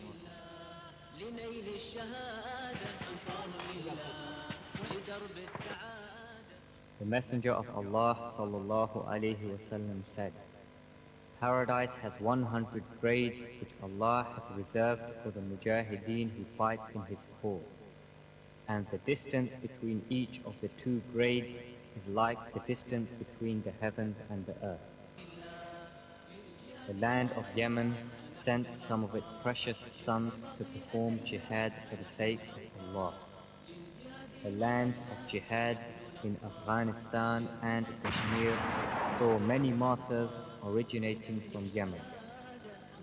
And there we have the dreamer about the horde, Jamaluddin, the young man who was not more than 20 years old, who had dreamt of the horde and paradise whilst he was in Afghanistan. Allah willed for him to travel to the land of jihad in Bosnia to achieve his wishes. Abu Uthman the Kuwaiti speaks to us about Jamaluddin. نعم إخوان لنا قد طاروا ونالوا ما كان يتمنوا. فهنا أخونا جمال الدين رحمة الله عليه رحمة واسعة، وهو من اليمن، ذهب باحثا عن الشهادة في أفغانستان، فاختاره الله عز وجل في أرض البوسنة والهرسك. وكان هذا أخونا جمال الدين كان يظهر دائما بالأخلاق الطيبة والحلم الواسع. وكان أخونا جمال الدين من المطيعين للأمراء، حيث أنه إن كان في السقاية كان في السقاية، وإن كان في الحراسة كان في الحراسة، وإن يشفع لا يشفع، نحسبه كذلك والله حسيب. نعم رأينا من جمال الدين هذه الصفات. جمال الدين رحمة الله عليه قبل مقتله في ساعات كان يقول لي يا أبا عثمان لعلنا نلتقي في الجنة. قلت ما أظن. قال إني في نفسي إني سيختار من الله عز وجل. فذهبنا إلى المعركة وكنا نضحك ونمزح. فقبل المعركة صلى ركعتان أو ركعتين ثم دعا الله عز وجل. فكنت أتوقع أن يختاروني من ضمن مجموعة جمال الدين. فقال لي هذا قال نفترق في الدنيا ونلتقي في الآخرة إن شاء الله في الجنة. فقلت رحمة الله عليه رحمة واسعة. فأتاني الخبر مقتله رحمة الله عليه وحزنت عليه كثيرا، وحزنت على حالي أكثر إن الله عز وجل لم يختارني من ضمنه. حتى أنه في منامي رأيته رحمة الله عليه أنه له جناحين ويطير في الجنة من نهر إلى نهر، ويطير من نهر إلى نهر، وكان يقطف الثمار. فنظرت كان أخوي معي في الرؤيا أخونا أبو طالب، فقلت يا أبو طالب انظر إلى جمال الدين. قال نسأل الله أن نلحقه فإنه نال ما يتمنى. فهذا جمال الدين رحمة الله عليه رحمة واسعة. Muhammad the Turk was a man who had been given strength by Allah, yet he was of gentle heart. He was easy and gentle amongst his brothers, yet harsh and severe against the enemies of Allah. He was from the first few people to attack the Croatian positions in the Guchagora operation. He killed 6 Croats and then joined his brothers in surrounding the Croats who had taken refuge in the church. During the standoff, he was responsible for providing cover to the brothers along with Jamaluddin using the Dashaka machine gun. A mortar bomb landed close to them. May Allah have mercy upon them both.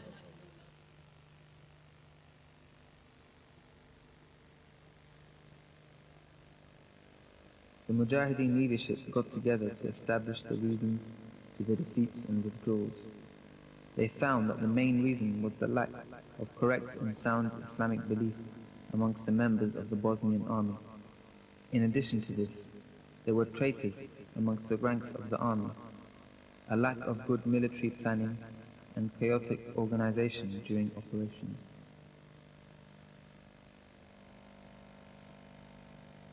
The Shura Council for the Mujahideen decided to stop taking part with the army in any of the military operations until the Mujahideen were recognized as an independent battalion within the Bosnian army. The Bosnian army acknowledged the role that the Mujahideen had played so far, and their need for men of this kind. Therefore, the Bosnian army leadership agreed to their request and recognized the Mujahideen battalion as a part of the Bosnian army, over which the banner of Tawheed could be raised. This gave them the ability to choose their soldiers based on the Islamic Sharia. Thus began a new stage in the war, with increasing responsibility and a need for planning and organization. The head office for the battalion was in Zenica. The training camp was Al-Siddiq training camp in the village of Mehorij. The leader of the battalion was Abu al-Harith the Libyan, may Allah have mercy upon him, and the military commander was Wahyuddin, may Allah have mercy upon him. From this point, the Mujahideen launched their first operation after recognition of the battalion.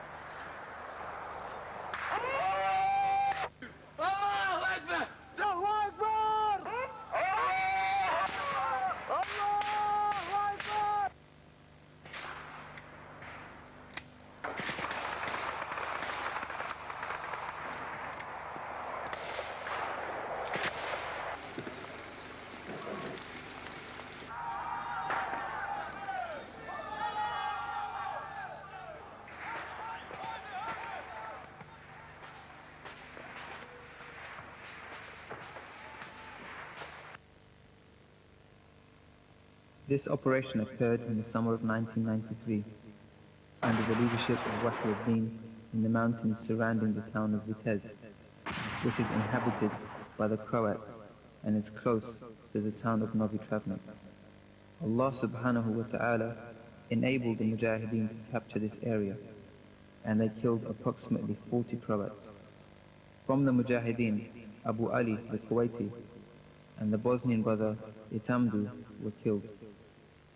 أعوذ بالله من الشيطان الرجيم. ألم تر إلى الذين يزعمون أنهم آمنوا بما أنزل إليك وما أنزل من قبلك يريدون أن يتحاكموا إلى الطاغوت وقد أمروا أن يكفروا به ويريد الشيطان أن يضلهم ضلالا بعيدا. The current state of affairs in the armies in power in the Muslim countries is one of subservience to oppressive puppet regimes manufactured by the disbelieving West in complete contradiction to the Sharia of Allah subhanahu wa ta'ala. Thousands of soldiers and the wide array of advanced military technology and hardware on which millions of dollars have been spent have been reserved for military displays and the official state reception for the leaders of these countries. This military power is not used to maintain the honor and dignity of the Muslims, nor is it used to defend the Muslim land. Instead, we see these countries arguing amongst each other and directing their forces against each other. These forces should be directed against the enemies of Allah, such as the Jews and their supporters. The good people are those who are aware of these regimes and are aware of their corruption and that the regimes are not established on Allah's Sharia. Such regimes and to declare enmity to them in order that they may proceed on the path of Allah. This is illustrated to us by the example of Abu Ali al-Kuwaiti, who was an officer in the Kuwaiti army. He was sent to France as part of a military delegation to receive training in artillery. On his return, Allah opened his eyes and his ears to what he had heard from Abu Abdul Aziz, who was calling and urging the youth to go to the jihad in Bosnia. He left his post in the armed forces, his wife and his children, and he answered the call. After joining the Mujahideen, he began a new path in his life, the life of a Mujahid. He was very obedient and attentive, modest and helpful to his brothers, always eager to solve their problems. The Kuwaiti army had called him back several times and warned him that they may fire him. He refused to return. How could he return once he had tasted the pleasures of jihad and defense of the front line? He was aware of the saying of the Prophet sallallahu alaihi wasallam, 1 hour spent in the path of Allah is better than performing night prayer in Laylatul Qadr at the black stone of the Kaaba. لما بدأت المعركة كان أبو علي الكويتي رحمه الله على سلاح الهاون يمشط مواقع الكروات، وكان الأخ أبو منا على رشاش المتريليوز، وفجأة تعطل منه، فجاء أبو علي مسرعا لإصلاحه حاملا مكبرا للصوت ليبث الرعب في قلوب الأعداء بالتكبير. وبعد فتح المنطقة تقدمنا إلى الأمام فسمعنا صوت انفجار خلفنا، فرجع الأخ أبو مصطفى الفلسطيني ليرى ما حدث، فسمع أنينا بين قتل الكروات يردد الله أكبر الله أكبر، فرأى أبو علي الكويتي وهو ينزف بعد أن انفجر في قدمه اليسرى لغم أرضي، فحملناه وهو يردد لا إله إلا الله، وسرع الدكتور أبو الحارث الليبي لإسعافه، وعند ذلك فاضت روحه، فإلى جنة الخلد يا أبا علي.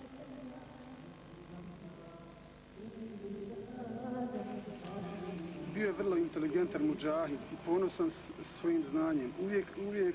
Uvijek sam ga rado slušao pošto je znao puno istoriju o islamu.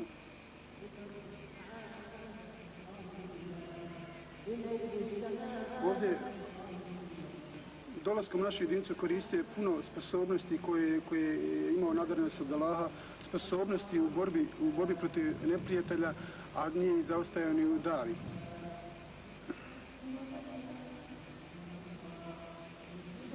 Njegovo znanje je mnogo nas je upotpunilo sa svime.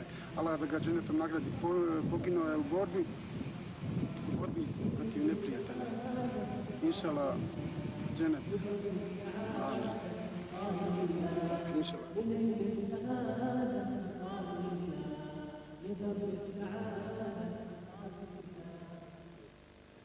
اللهم وفقنا، اللهم سدد رمينا، اللهم ثبتنا على دينك، اللهم ثبتنا عند اللقاء.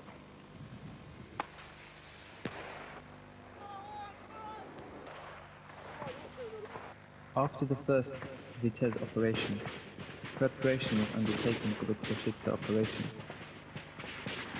This attack was aimed at the western side of Vitez, in the vicinity of an explosives factory. It was carried out under the command of Wahyi al-Din. The Croats were defeated, and the Mujahideen were forced to stay in the area for a whole day. Due to the failure of the Bosnian army, the Mujahideen were forced to withdraw, and Hussam al-Din received a serious injury, whilst the Bosnian brother Amir was killed.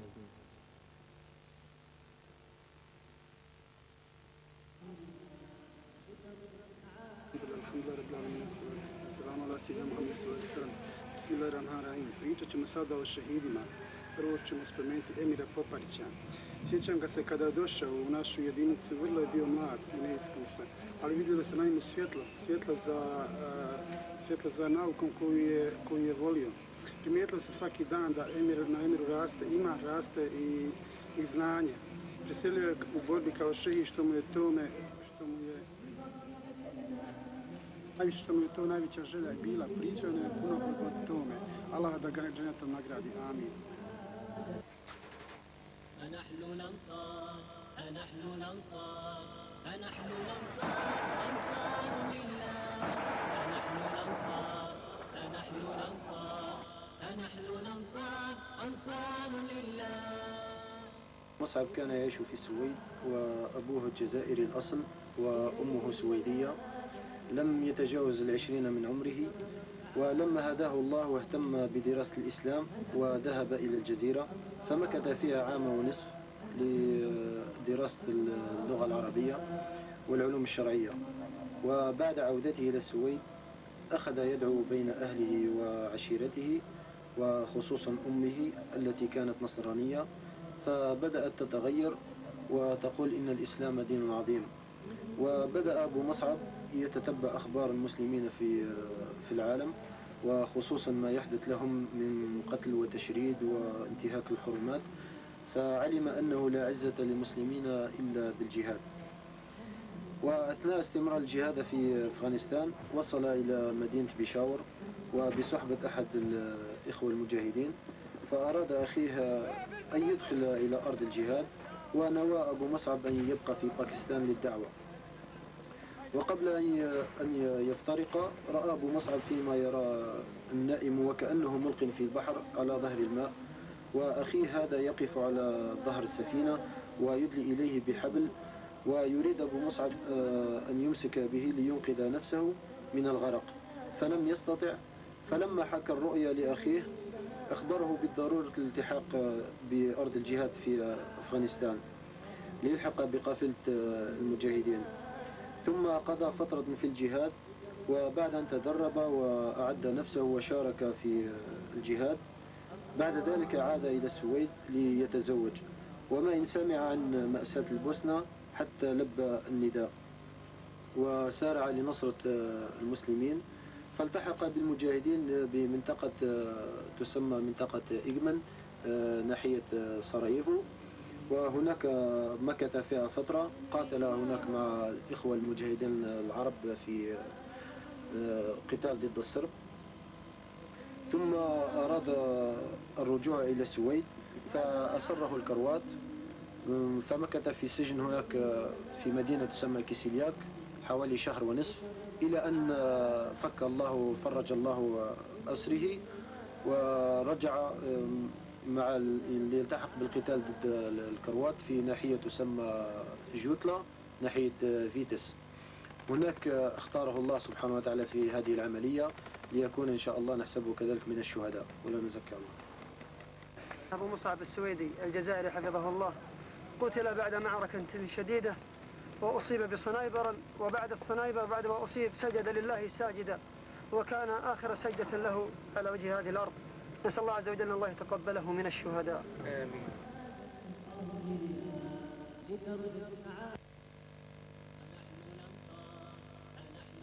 The Mujahideen then moved to Prushit near Vitez. During their journey through Prushit, some of the brothers got lost and they entered Croat territory. The Croats immediately opened fire on them. Wahyuddin, Abu Khalid Taqatari and 2 other brothers were all killed, and Abu al-Qadir the Bosnian was injured and taken as a prisoner. A month later their bodies were handed over to the Mujahideen. We will now take a look at the lives of these heroes who gave their lives for the sake of Allah.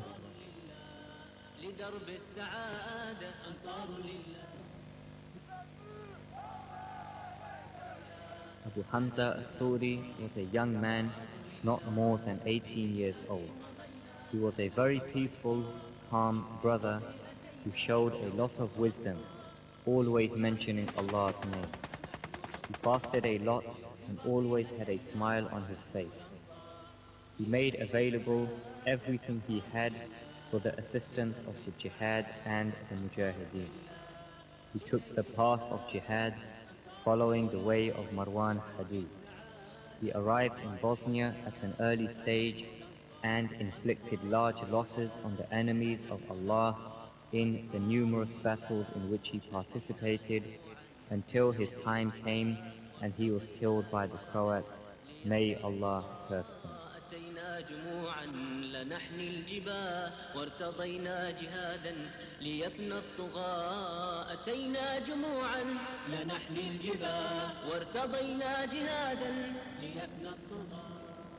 قال رسول الله صلى الله عليه وسلم إن الملائكة لتضع أجنحتها لطالب العلم رضا بما يصنع. The lands of jihad are most in need of those people of knowledge who believe in implementing what they have learned. Abu Abdurrahman from Egypt was in his 30s and a student in the Islamic University in Medina. He came to the lands of jihad early in the conflict, answering the call. He participated in fighting the Crusaders and was injured in Operation Al-Fatih. He was from amongst the special group that carried out the kidnapping of a leader of the Croatian forces. He married in the lands of jihad. He had not been married for more than a month and he was killed shouting Allahu Akbar, Allahu Akbar and firing his machine gun upon the crowd. A member of Qatar's national handball team, Abu Khalid al-Qatari, abandoned this world and came to Bosnia to fight in the path of Allah. He was known for his bravery and his severity in dealing with the enemies of Allah. He showed great courage during Operation Koshitsa. He used his PK machine gun to fire at the enemy until they received orders to withdraw. He continued preparing himself and defending the front line until Allah chose him for the patience that he had shown, awaiting his reward from Allah. Abu Khalid al-Qatari once said, I bought some clothes with which to go to Afghanistan, but my mother prevented me from going to Afghanistan. But, inshallah, with these same clothes, I will soon be killed in Bosnia. He was killed whilst firing on the Croats, along with Wahyuddin the Egyptian and his brothers. May Allah have mercy upon them all.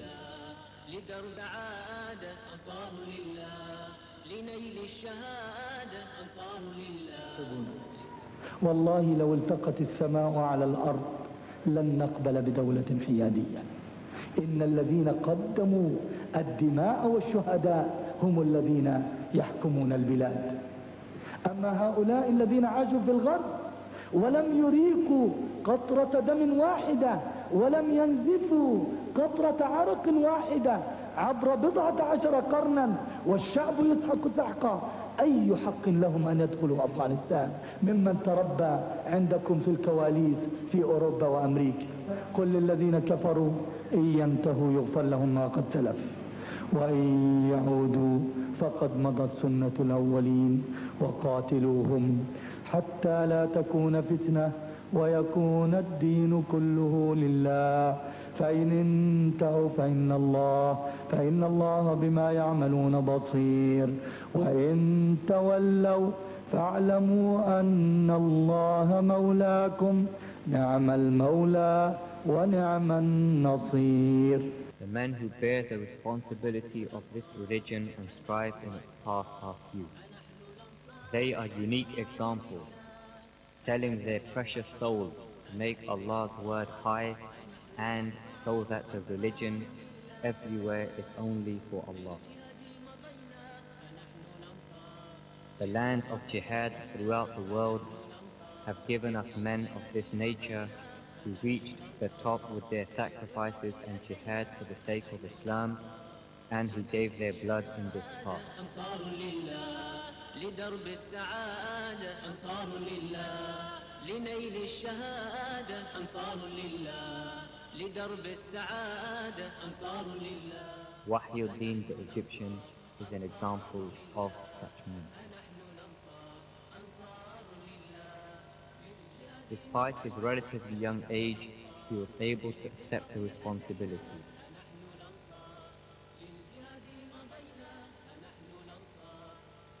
Practicing what you have learnt and sacrificing in the path of Allah change personalities and create a unique type of individual.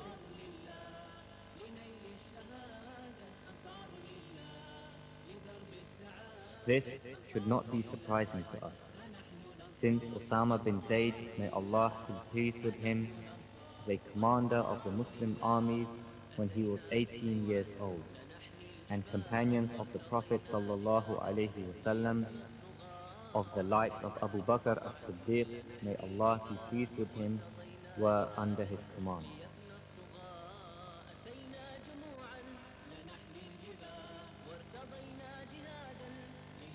Allah helps His servants according to the love of sacrifices for Islam and makes them the best of people.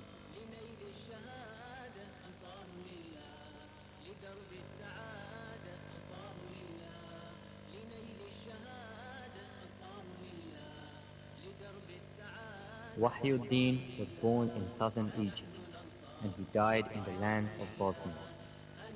He memorized the Quran from a young age, leading to a maturity in his thinking. He was brought up amongst the children of the Islamic movement in Egypt, and he became aware of the Islamic issues around the world.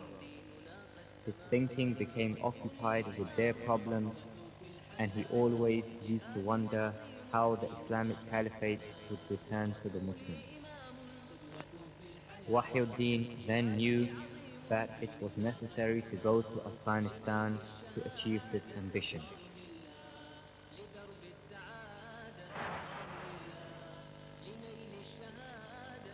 There he joined a training camp. He began to prepare himself and to train as hard as he could, learning how to use different types of weapons and improving his physical fitness, with the Quran never leaving his side in this period. Wahyuddin showed excellence early on, which led to his trainer Al-Bahari taking notice of this young man. He began to concentrate on him in the training sessions as if he was preparing him to fulfill the needs of the Muslims for a man of his example. Having completed his training, he was then chosen to train the new brother, and he had outstanding achievements in fulfilling this task. He continued to work in the path of Allah, seeking martyrdom, following the news of the battle, moving towards the front lines, and experiencing intense fighting in order to gain Allah's protection from the hellfire.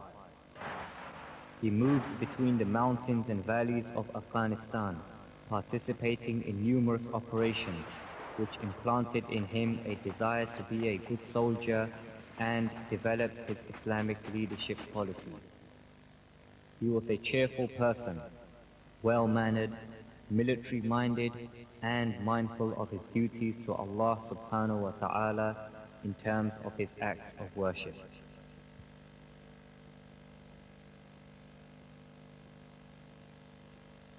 When the Bosnian situation arose, Sheikh Anwar Sha'ban met with leading personalities from the Afghan Jihad, and they agreed to the importance of ensuring that men such as Wahyuddin, Mu'tazu Billah, and Husamuddin went to Bosnia to initiate the jihad efforts there. Wahyuddin met Sheikh Abu Abdulaziz in Bosnia. Abu Abdulaziz gave Wahyuddin responsibility for the military operations of the Mujahideen due to what was known of his ability and experience in this field. He began to think about how to undertake and carry out the jihad in Bosnia through an organization controlled by the Sharia and by the fact that he was one of those holding a position of responsibility in the Mujahideen battalion. لنيل الشهادة أنصار لله لدرب السعادة أنصار لله نحن الأنصار أنصار لله. He married in Bosnia and he was killed by the Croats before seeing his daughter, who is now 5 years old.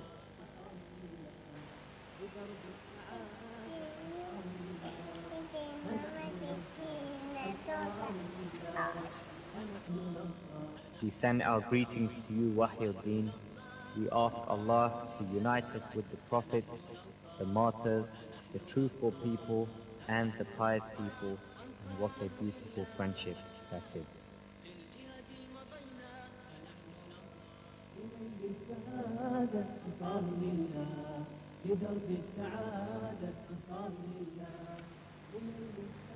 فكانوا لنا إخوان قد نالوا ما تمنوا وهي الشهادة في سبيل الله، فقد بحثوها في كل مكان، واختارهم الله عز وجل في أرض البوسنة والهرسك ملبيين نادي الله حي على الجهاد، ولسان حالهم يقول ألا أن في الدنيا أماني وكل بالذي يبغي يتمنى.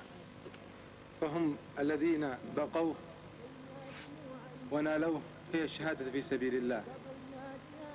واجتمعوا هؤلاء الشباب، لم تجمعهم قومية ولم تجمعهم اشتراكية ولم يجمعهم اللسان، ولكن جمعتهم هو التوحيد الله عز وجل وإفراده بالعبادة. إخوان لنا نستطيع أن نقول هم زبدة المجتمع، والله ما رأينا أمثالهم. نعم، كما ذكر الشاعر: يا دمعة العينين جودي تذكري ذيك العهود، فرقنا صحبة لم نجد أمثالهم في الوجود. أبو حسام وكليب وشبل الصغير خبيب، أسود في المعارك يهابهم عبد الصليب. واكتب قصيد من أراد لبوا حيا على الجهاد، جمال الدين من اليمن طار إلى خير معاد. وحي الدين الأشم بفقده زاد الألم، نذر روحه للجهاد يريد رفع العلم. نعم، زاد الألم فوق الألم بفقدنا أصحاب الهمم، معتز بالله الأصيل طار إلى أعلى القمم. أعوذ بالله من الشيطان الرجيم. إن يمسسكم قرح فقد مس القوم قرح مثله، وتلك الأيام نداولها بين الناس وليعلم الله الذين آمنوا ويتخذ منكم شهداء، والله لا يحب الظالمين. فنحن الأنصار فنحن الأنصار فنحن الأنصار أنصار لله. فنحن الأنصار فنحن الأنصار فنحن الأنصار أنصار لله. للجهاد مضينا فنحن الأنصار، للرباط أتينا فنحن الأنصار. للجهاد مضينا فنحن الأنصار، للرباط أتينا فنحن الأنصار. لنيل الشهادة أنصار لله، لدرب السعادة أنصار لله. لنيل الشهادة أنصار لله، لدرب السعادة أنصار لله. فنحن الأنصار أنصار لله، فنحن الأنصار أنصار لله. للجهاد مضينا فنحن الأنصار، للرباط أتينا فنحن الأنصار. للجهاد مضينا فنحن الأنصار، للرباط أتينا فنحن الأنصار.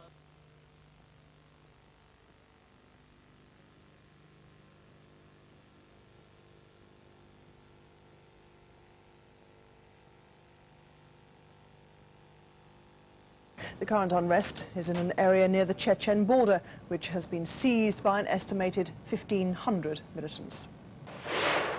In the remote mountains of Dagestan, Islamic militants are aiming to inflict humiliation on Russia. They've Man declared said to be behind independence the and rebellion called for appears determined to continue his fight for freedom in the North Caucasus. We've needed to get rid of the Russian yoke for a long time, he said. We must continue this jihad and finish it successfully when we free all of Dagestan. But it's not going all Moscow's way. In the latest fighting, the rebels are said to have brought down a Russian military helicopter.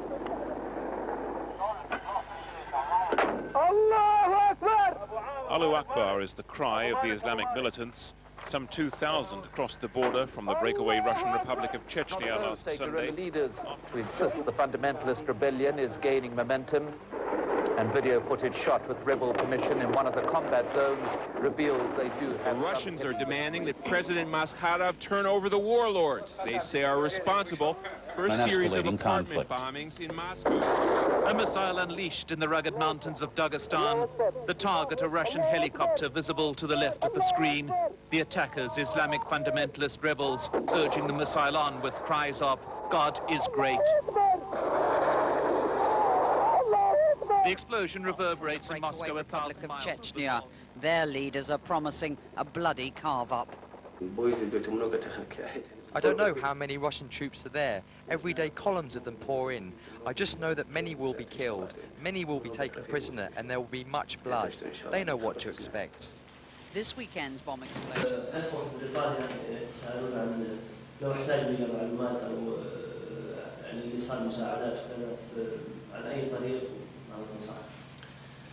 والله الإخوة جزاهم الله خير بربانيا كانت لهم جهود يعني مشكورة، ونسأل الله أن يجزي الخير الجميع الأجر والثواب، إلا أنه لعله مؤسسة أو عزام ببليكيشن يعني من الإخوة القريبين مننا وعلى اتصال معنا دائم حفظهم الله، فمن يريد أن يرسل أو يساعد أو يطلب أي معلومات أو أوضاع أو أحوال يتصل بهؤلاء الأخوة أو يتصل فينا مباشرة على التليفون. الأخوة هم يعرفونهم، ممكن يتصل معنا ونرتبط وإرسال بالفاكسات أخبار أو هناك أسئلة نجيب عليها أو شيء عن الوضع هنا أو عن الأوضاع التطورات التي قد تكون. و يعني الأخوة حفظهم الله مجتهدين معنا في عزام ببليكيشن، لهم جهود مشكورة وطيبة، فلو اجتهدتم معهم وارتبطتم معهم يكون تحصل الفائدة بإذن الله، وجزاكم الله خير.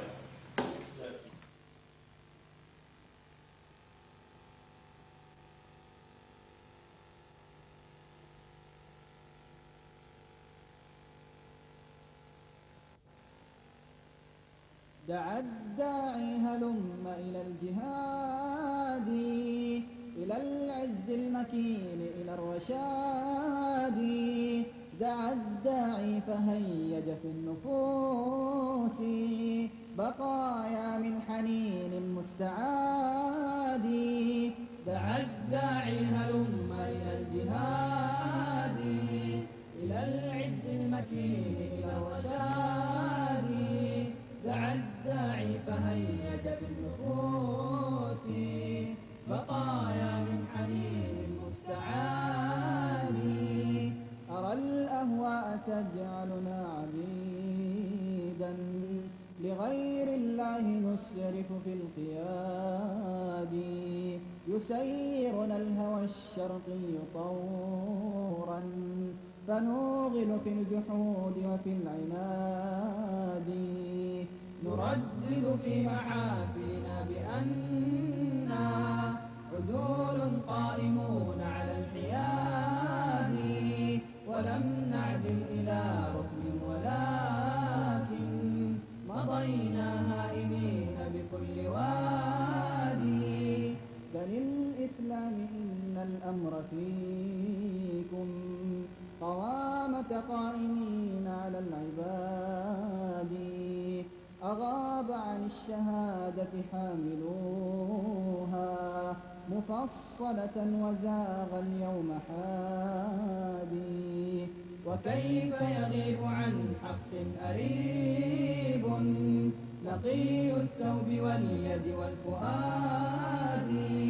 دعا الداعي فألف يد تلبي وألف يد تشد على الزناد.